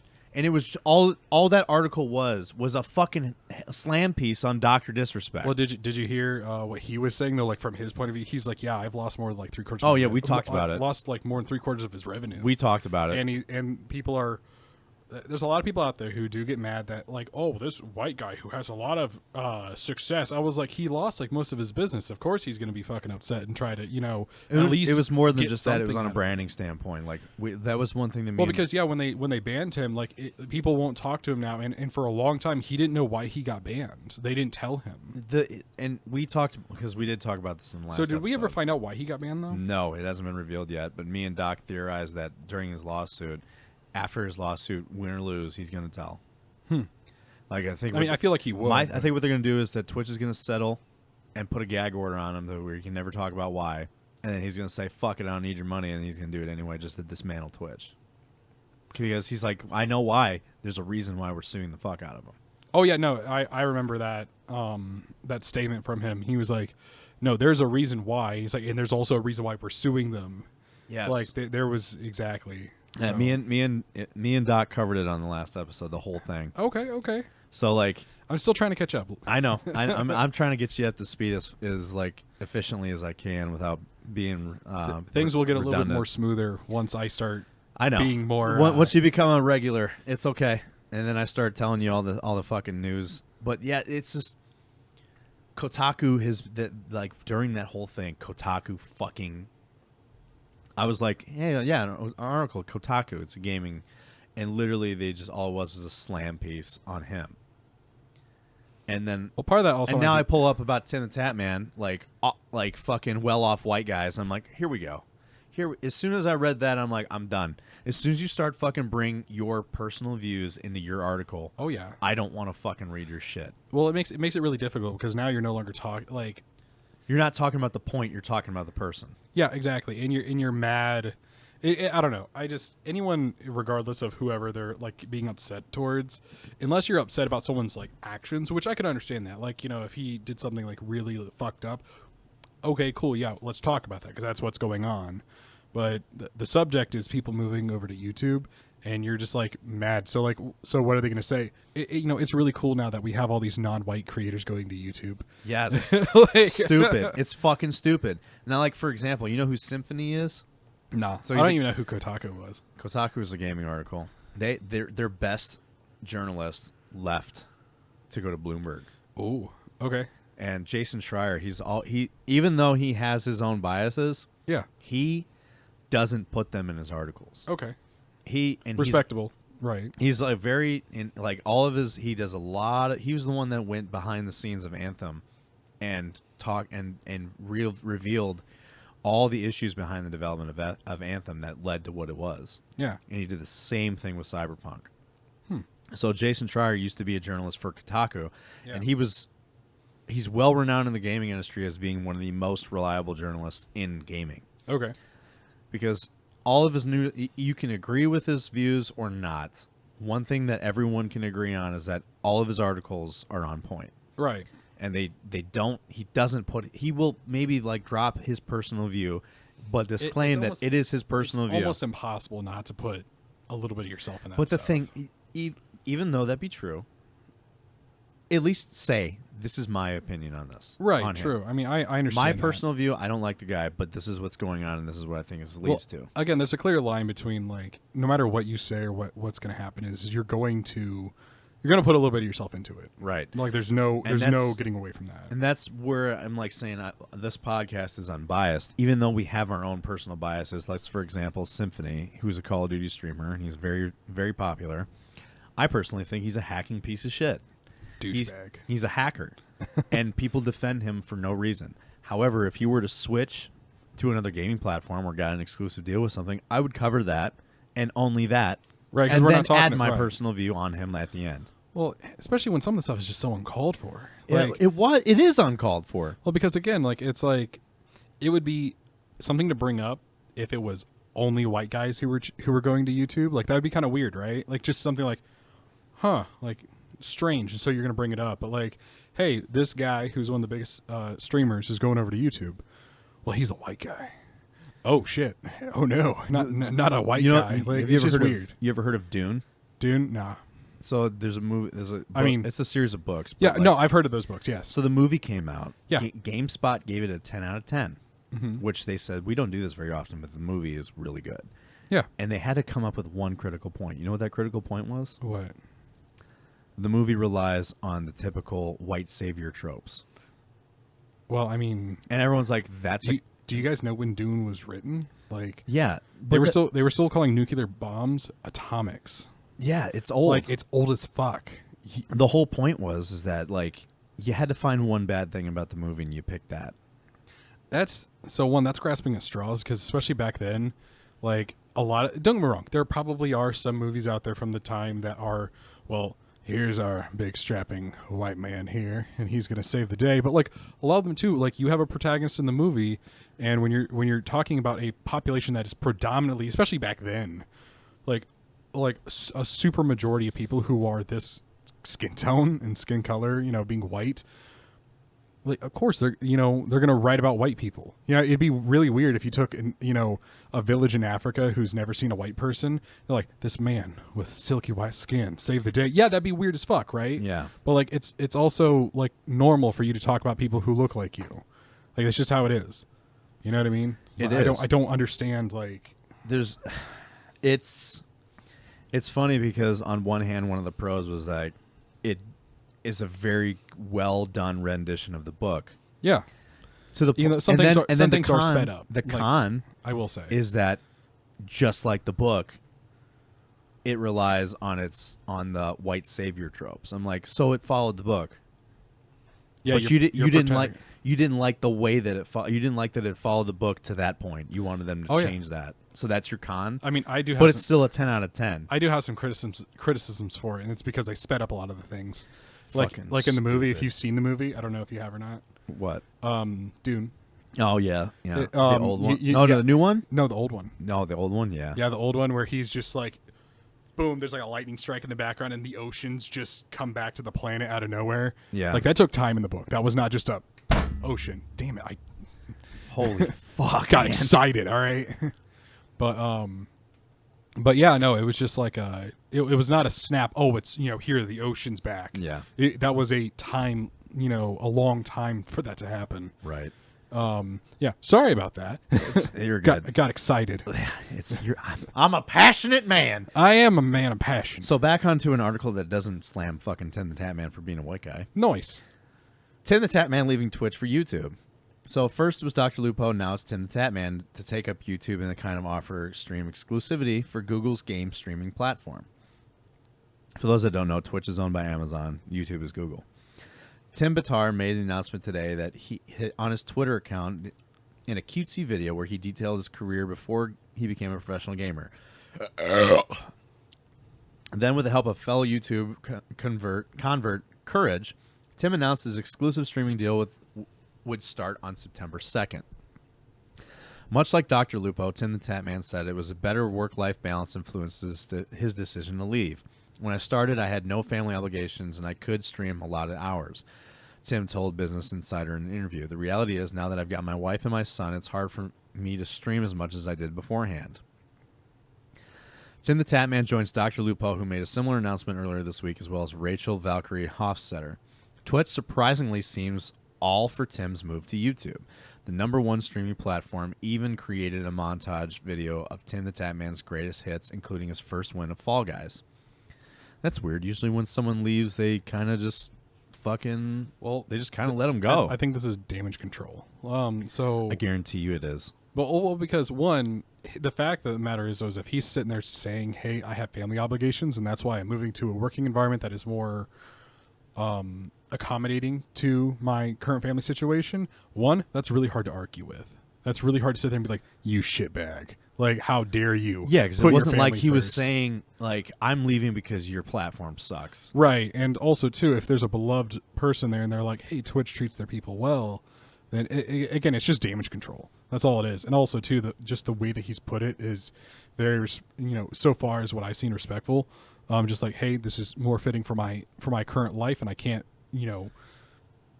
put my family on the side for this. You know what I mean? And so, I don't know. That also makes me even more mad about like successful white guy moves to YouTube. Like, wow, that's so dude put his stupid. family first, and you're fucking mad at him for going to YouTube. Fuck you. Well, here's the thing that YouTube does that Twitch doesn't. And this is why he did this. Okay. So YouTube's platform, your videos and your streams work for you when you're not streaming. So when you are streaming, like on Twitch, you have to be live in order to make anything. Right. If you're not live, your shit's not doing anything. Right, exactly. So if something comes up, you can't. Well, it's like how a lot of YouTubers, they'll, make a bunch of videos. Like if they're planning if something comes up, like they'll make a couple of videos to like hold them over until they can come back. Right. And what they'll do is they'll make all these edits and post them throughout the week, and they'll probably stream a couple of days during that week to be live, but they're still pushing out content regularly. Plus you have TimTheTatman, who definitely can afford someone to do that shit for him. Right, exactly. And one of the biggest things is that like all the monetization when it comes to that stream, it's all on the ads and shit and the memberships and true. The subscriptions thing, Well, the subscriptions are like the followers on Twitch. So Okay. a sub on YouTube is like a follow on Twitch. But there's less of an obligation to always be live. Whereas on Twitch, you have to always be live to even make anything out of it. Because when you're not live, you're not earning. And it's taxing when you don't have the time. Oh, yeah, I bet. Well, because then you have literally no way to pull in revenue. Whereas like I said, with YouTube, if it's like, hey, let's say, because he has his family, something comes up with his family, cool, he can post a couple of videos throughout the week, post one video like on Tuesday and one on Thursday, and that's content that will be working for him while he's busy doing whatever. And it's kind of why I've been trying to like look into doing this whole switch to YouTube. And it's not going to be a full-on switch right away. Another white guy goes to YouTube. Yeah, except I'm not a fucking well-off white guy. I'm just a white guy. I mean, maybe, but still. So like my whole reason why I'm going to do the YouTube thing is because these videos from this podcast are going there. Mm-hmm. And it only makes sense to keep all my content in one spot. Plus, my content can work for me when I'm not doing anything. Right. So I can grow my community without actually being present 100% of the time. But anyway, so it's been a pleasure to being part of Tim's community. As we're proud of everything he has done for gaming. That's Twitch's response. YouTube's latest acquisition might indicate Google is aiming higher at stealing away Twitch's biggest stars. TimTheTatman was ranked 22nd on the Twitch tracker, well above Dr. Lupo and Valkyrie. One wonders if Twitch would be as supportive if YouTube signs exclusive streaming deals with likes of Aaron Play and Tommy Innit. I don't know who any of those guys are. So Excellent. There's been a huge thing going on with Twitch called hate raids. Mm-hmm. And basically what's going on is that there's a lot of bots that are following accounts and doing these things called hate raids where they raid people like, minorities and stuff, and then just spam their chat. Like hundreds of people spam the chat with racial slurs and hate speech, and then reporting that streamer for having that in their chat and then getting them banned. And Twitch has done nothing about it so far. Oh, fantastic. They responded saying that, like, we've heard you, there are ways to mitigate this, and here are those ways. Yeah. But even still, it's gotten a lot of people where these bots are also doxing streamers and putting their personal information out. Yeah. So, like, and they'll put it out within the chat. So, like, there's been female streamers where their address gets posted in the chat by these bots. Mm-hmm. And there's really nothing that Twitch has done to mitigate this. So, well, what do you do about that? I don't know. I don't either. But that's why earlier in the week, or in the middle of the week, on Wednesday, I should say, there was this event called A Day Off Twitch, which is what was mentioned. And what that was is like streamers were supposed to take a day off, were vowing to take a day off Twitch and a boycott in response to this whole thing happening. Just so happens Tim talks about switching to YouTube. Aside from the reasons that I told you why YouTube is better in ways than Twitch, the exposure is also good too. So like, and the moderation is better. So you can have it to where if you're not fucking subbed to this person, like you can't talk to them. Or if you're a member, you can have members only. I mean, you can do the same thing in Twitch, but Twitch relies heavily on your viewership and chat engagement to your discoverability. Whereas YouTube relies heavily on related content. So if you search for Battlefield shit, you're going to see more Battlefield content in your feed. Right, because that's how the algorithm works. Yeah. Versus Twitch, where it's like if you have thousands of viewers, you're going to be on the recommended page because you have thousands of viewers. Right. It has nothing to do with because you're exposed, right? You're exposed, and that's why, like, you know, King of the Hill fucking mentality, or the King of the Hill formula is a thing in Twitch, and it's not on YouTube. So, yeah, and I personally think that and I've been looking at YouTube's user interface when it comes to like its streams and its studio. Yeah. It is very similar to Twitch now. Okay. So it looks like that YouTube has been transitioning heavily into its streaming platform on top of its regular videos. Yeah, already existed videos. Yeah. So I feel like them doing this, and they're also tweaking with their algorithm to see what works to increase people's exposure based off the algorithm versus its viewership, which unlike Twitch. So I think that YouTube down the line is going to eventually be like really the way to go at some point. Oh yeah, I mean, or so at least far, a huge competitor for Twitch. So far, it definitely seems to me to be the better option because then you get best of both worlds. You do. Hey, I'm gonna stream, and then literally, if you really want to, you could put it together a montage, of your streams that on YouTube again as a video to help subsidize you while you're away. You know, just something like you said, you can post content that will work for you when you're not there, currently like in the moment streaming. So. Right. I think it's really going to help out with a lot of people in that regard anyway. And it just seems more reliable at this point. There's been rumors that Nick Merckx, I'm sure you know who that is. Nope. Holy fuck. Sorry, man. I'm not into this as much. I play video games with my boys, and that's about it. So Nick Merckx is another big streamer on Twitch. And hang on a second. Yeah, we're getting a completely neutral, unbiased opinion here out of me. And I got something that's causing my recording to be all choppy. It's fucking Chrome. Yeah, I'm not bugging you with this, am I? No, you're not. You're good. I'm just making sure, not trying to make your life harder or anything. No, you're good, man. I'm just looking to make sure that I got my task. I'm looking into my task manager to make sure that I got fucking background programs off. Because for some reason, like, the recording is very choppy and delayed, which is not usually a thing. OBS is using a lot right now. Oh, Jesus. Oh, my sweet baby Jesus. Sweet infant Jesus. So, Nick Merckx it's been rumored that Nick Merckx is going to make the switch too. And I honestly think that if him and TimTheTatman played a lot together.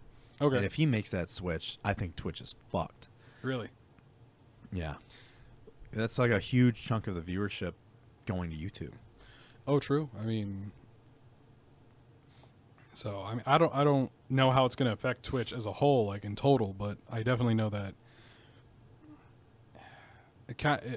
again, it's just the idea that if YouTube is offering the better deal for the content creators, then what's going to end up happening is that these people are they're going to go there, they're going to go to the better deal, and that means more viewership on YouTube, that means better pay on YouTube, that means literally everything anyway. And people already make money off of YouTube regardless, even though some of the ad systems, and I know a few years ago the adpocalypse happened where stupid shit abound. Oh, dude, when you talking about when the ads were just relentless and there was just so many of them? No. I mean, like, people were getting demonetized for everything. Like, There's a couple of people who I watch currently. Like, there was a guy named Roanoke Gaming.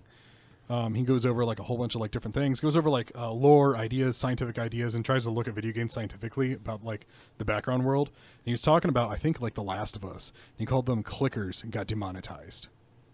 He said that someone died, got demonetized. He said that someone got shot with a gun, demonetized. So now, okay, I remember this. So now every time I watch his videos, it's hilarious to watch it, like, because I've been following him for a while.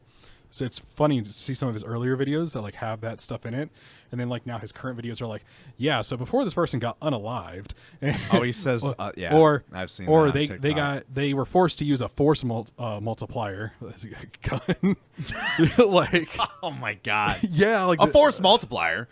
I mean, to be fair, it is a force multiplier, but it's just the idea, like he's now forced to call these things completely different stuff, and it's actually hilarious because now I use the word unalived all the time. It is a funny way of saying dead. Oh, it's fantastic.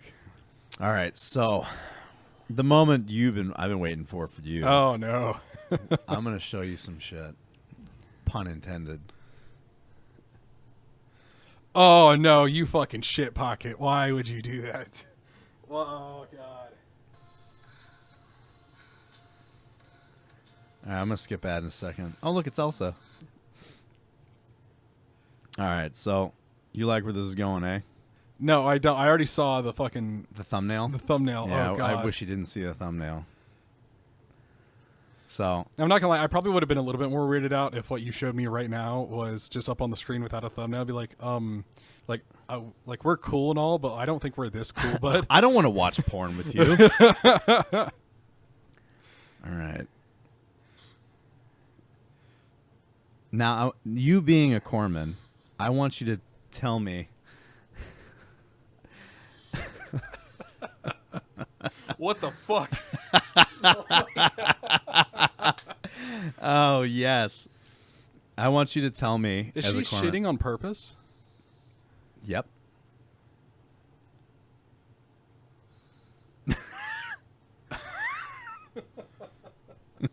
Oh my god, why? Oh, it gets so much worse. This is such a waste of good corn. Right? That could have fed my family. I'm glad that you have more of a reaction than Eldridge does. Dude, like... He's just like blank face, like, that's infection. And I'm like, thanks, man. I thought you would be a lot more cringed out than that, but okay. I mean, we are also talking about a guy who fucking takes strippers to the fucking Marine Corps ball. Oh, yeah, that's Don't true. show me that up close. Look at the poopy.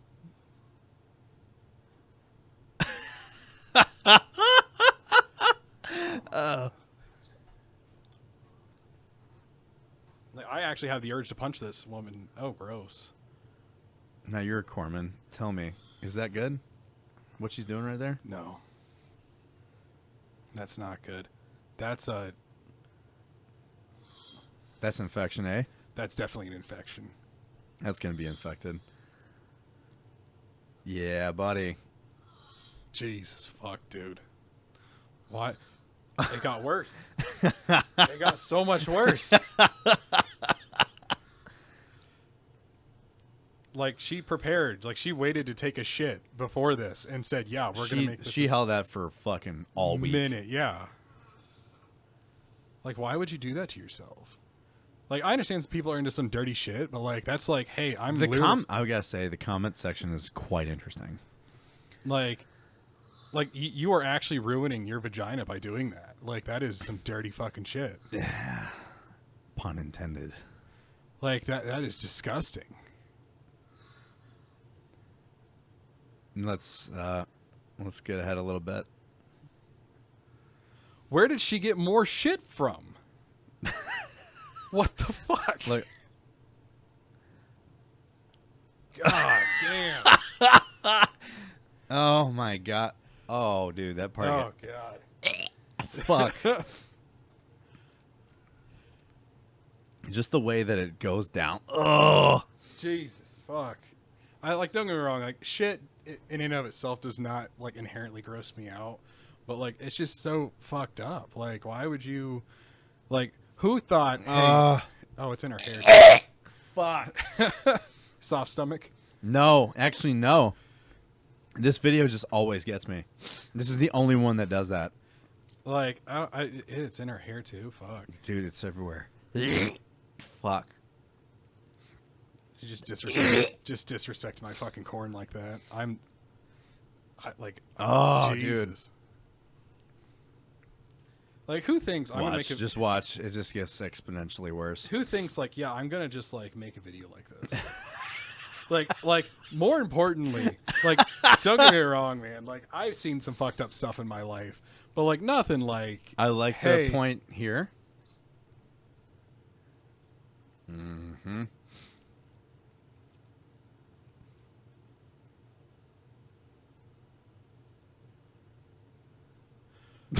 Where does she keep getting more shit from? I don't know, but look. Yeah, get it up in that. Jesus. Like, do you just go to the doctor after why God? Like, do you just go to the doctor after this and be like, "Hey, yeah, listen, I fucked up really hard. I need you Where did you get this infection? I need you to unfuck my vagina for me, please. Thank you." Oh my God. Jesus, man. Again, I don't get grossed out super easily, but like, I just like, I was not ready for this. I know. I told Eldridge what I was going to show you. Jesus. It's like, just, this woman needs Jesus. oh, holy shit, man! Look at the corn. I'm gonna smash it up, and then I'm gonna fucking. That's exact. Yeah. So if a person like that came in to the clinic, where would you send them? first off, Mental health? no, I would send them to the inpatient ward because that is a fucking psychosis right there. Yes. That is psychosis. No, like, I don't even like, personally, like, if I had to see that shit in person, like, like, I don't know, like, what to do. You're crazy. Like, I don't know what to do about that. Like, because you're gonna sit there, you're gonna be like, well, first off, go fucking clean yourself, and second off, like, what, like, I don't even know how I would address that kind of infection. Like, just be like, hey, by the way, so I shoved shit and corn in my pussy. It's in there. Like, sure, I could tell them to wash it out, but that's all mucous membrane shit. Like, that's all being absorbed by your body. Oh yeah. Like, I don't know what to do about that. Like, I am not qualified for this. Like, please leave. Like, I don't know if antibiotics are gonna fix that. It's quite the man. You know, 2 Girls 1 Cup. Yeah, I know that. You seen that one? Yes. Yeah. That which one would you say is probably worse? This one I would say is worse. You think so? Yes. I think, but I had the same reaction for both. I do agree this one was a bit worse because there was a lot more texturing. I just didn't. I think partially because you kept skipping the video. I was just like, where did she get more shit from? Yeah, it was just like, she already more like, poop, like and then she- more poop, and then more poop. Like, she already clearly like took a shit like on camera, and then it's just like, oh, by the way, there's more shit. Where did you get more shit? Where does? Oh God! I mean, I don't even know, man. It's Oh, just, man. Oh God! I haven't seen that video in a while. Jesus. I think the last time I saw that, I showed my brother. And I think the thumbnail definitely like gave it away for you. yeah, I know. I didn't think about the thumbnail. Normally, what I do is I'll start it and I'll pause it, but I was already kind of prepared. it already once I saw the freezes. thumbnail. It when I do that, it freezes the fucking the browser. When I start the video and I would pause it, clean your browser history now. I'm already on a watch list. I don't care anymore. The things that I've said and the things that I've searched, my fucking FBI guy is like, dude, What the fuck? why do you keep doing this to yourself? Like, why do you do this to me? Like, do you not realize that I have to see this I too? also have to see this. And it's just like, and they always say like, you know, they're watching through their camera, right? It's like, yeah, what are they gonna see? Me looking down at my fucking camera, like, like, it's like, what do you want? Like, come on. Like, there's not much to see there. It's you're gonna see this unflattering angle of me fucking jacking my dick. I feel like you would. That would just make people be like, "Hey, I'm logging off for the day." I know, You know what? Watching him, but we already know what he's doing. I don't get paid Just enough get for the this fuck outta fucking here. psychopath shit. Last night the whole intention was for me to actually pull up more shit for you to see. And that was the only thing I could actually pull up without wasting a bunch of time on this recording. Oh, man. So are you staying in after this enlistment or what? Well, that depends. So right now I've been busting my ass trying to get promoted. I think I have a really good chance for this. You going to Great Lakes was a fucking bad deal. I think I already told you guys about it last time. Like, for people who don't know, I was down in C school in San Antonio and became a behavioral health technician, which is fantastic. I actually like what I do. But the shitty part is that they were like, hey, who wants to go operational? Please, Send me. I wanna. Put me in, coach. But then I was sitting there, I was talking to the guy who was handling with our detailers because we're student status, so shit kind of gets done for you. And I was sitting there and he was like, hey, have you already gone to field med? I was like, yes. Cool, which means I'm already like certified to go with the Marines, which means that if they were like, hey, we're going to send you to like with a Marine unit, then I don't have to go through training, then go there. I can just go. Yeah. So, which is an advantage. And they were like, cool, we got 2-9 or we got Norfolk. Both really shitty places to go. I was like, fuck it. Either one, I'll be fine. But I told him, I was like, but if you're going to send me with the Marines, send me soon. Because I'm getting older. And since I stay 4 years and everywhere I go, at this point, I'm going to be almost 30 if they try to send me anywhere else. Oh, yeah. You know what I mean? So it's like, oh, well, because occasionally, even as a behavioral health technician, you still have to do hikes and stuff, eventually. And I was like, well, you got to send me soon because eventually, life is going to catch up with me. I've already had a couple knee surgeries. So it's like, I know I'm not that old, but like, eventually, shit's going to catch up. And especially if you have me doing shit like that, like rucking, well, guys, Doc broke. He's on the side of the road. What happened to him? His knee just fucking exploded. Part of it's over there. You know what I mean? So I was like, you got to send me soon. And he was like, cool. No problem. We can get you to like 2-9 Norfolk. In orders to get there are not hard. No. Because they always need people to go there. And no one wants to go there. Why? Because Norfolk is a huge-ass naval base. And like monstrously huge. Yeah. And 2-9 is just hell on earth. Dude, honestly, so, I imagine if like your description of this is a lot like going to like fucking Fort Polk, Louisiana or something. Oh yeah, and so it's Fort Bliss or Fort Hood. Oh yeah, and these are places that people don't like to go, but they do deploy fairly frequently, or at least they did. And you mean back when we were at war? Back in the day. But don't worry, guys. We'll be back at war soon enough. Yeah, that's a whole nother story. When 9/11 Part 2 happens. But that is another story for another time. But so I was like, yeah, cool, send me. No problem. And so he goes away. Also, too, this is after he already said, hey, there's no overseas billets. And I was like, you're full of shit. Like, I know there is. Like, we saw them on my Navy assignment. And he was like, well, no, because, there's just none. We don't want to send you somewhere. I was like, sure, don't send me to, like, Norway, where I'll be like one of one by myself, the only behavioral technician in the like next 5 countries. Dude, I want to go to Norway so bad. I get that, but like you could totally send me somewhere like Okinawa, Guam, where there are fucking whole ass hospitals there, and I will not be by myself, and I can learn and do whatever the fuck you need me to do, or anywhere in Europe where again I won't be alone. Sure, again, don't send me somewhere like Norway where I'll be by myself for the next however many fucking 100 miles or so, but like shit, like we can still go overseas. And he's like, well, no. So I was like, cool, whatever. Maybe if I just take an operational billet, I'll still get to travel, go get to do some cool things, whatever, no problem.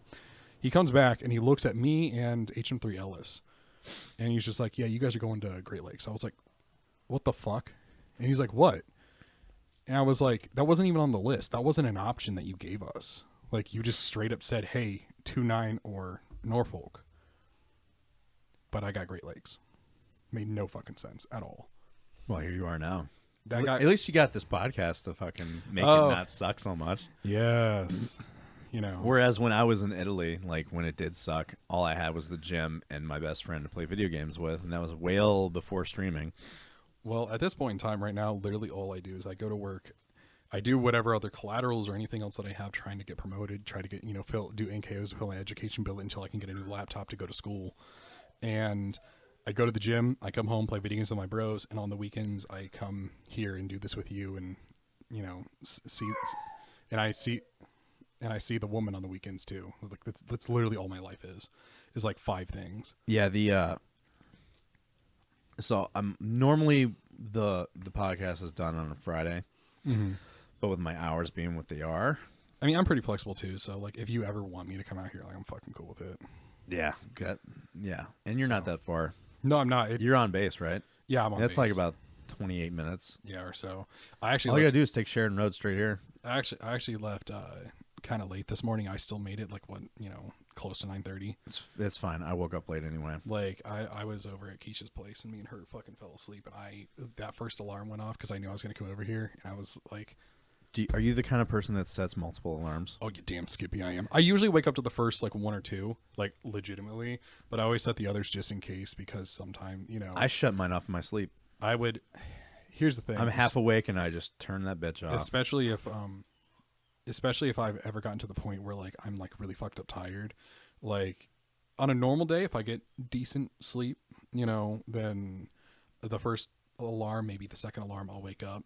Especially because if I know I have the second alarm, so it's always like, okay, I'll turn off the first one, get like 5 more minutes, wake up, go. Yeah.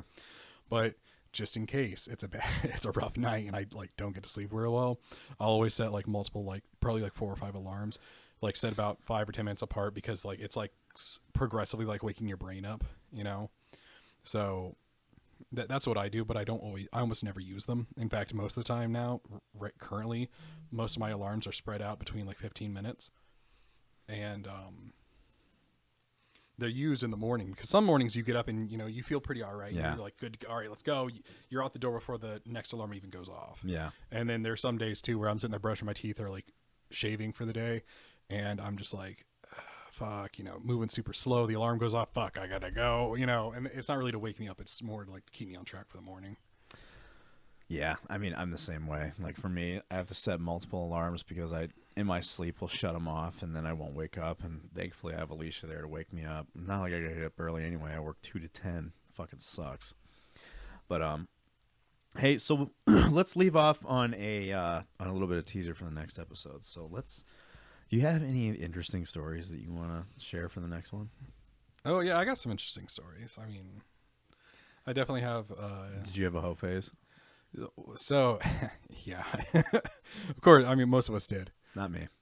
Really? Yeah. Not well, me. I know we had that one conversation before where I'm not going to call you out or anything, but you just lack the experience that a lot of people in the military I normally get caught up in a relationship more than I just drift. So, I mean, typically so do I. Like, I do, but like whenever I'm not in a relationship, like this, before I got with Keisha, me and her got together more recently, but still, like before that, like I didn't give a fuck. I wasn't looking for a relationship. Nothing was happening. Nothing like that was happening. And you go out. Whatever happens, happens, man. My experiences weren't with other people, but more with like the person I was with at the time. Yeah. So like when I was in Europe, like I had sex in the middle of a bar because the people there didn't believe that I would. Oh. And then the lady that I was with at the time said, "Oh yeah," I'm like, "Go for it." Go for it. Just whipped my shit out in front of everybody. Nice. And it was good for you, man. It was an interesting time. Mine aren't like mine are more of experiences with an individual versus experiences with several different individuals throughout my life. Yeah. No, I definitely have a good story for next time that I think. What are you going to call it? What's it about? Oh, it's about a Halloween party. What were you dressed up as? So, actually, I don't remember what I was dressed up as because that was just that was a night. So, if you had to guess how long we've been doing this, what would you say? How long we've been doing this? Probably 2 hours, 3 hours. We're just about 3. Okay. So, people want to. I want to try to keep the episodes a little shorter. That does not work well with how I talk.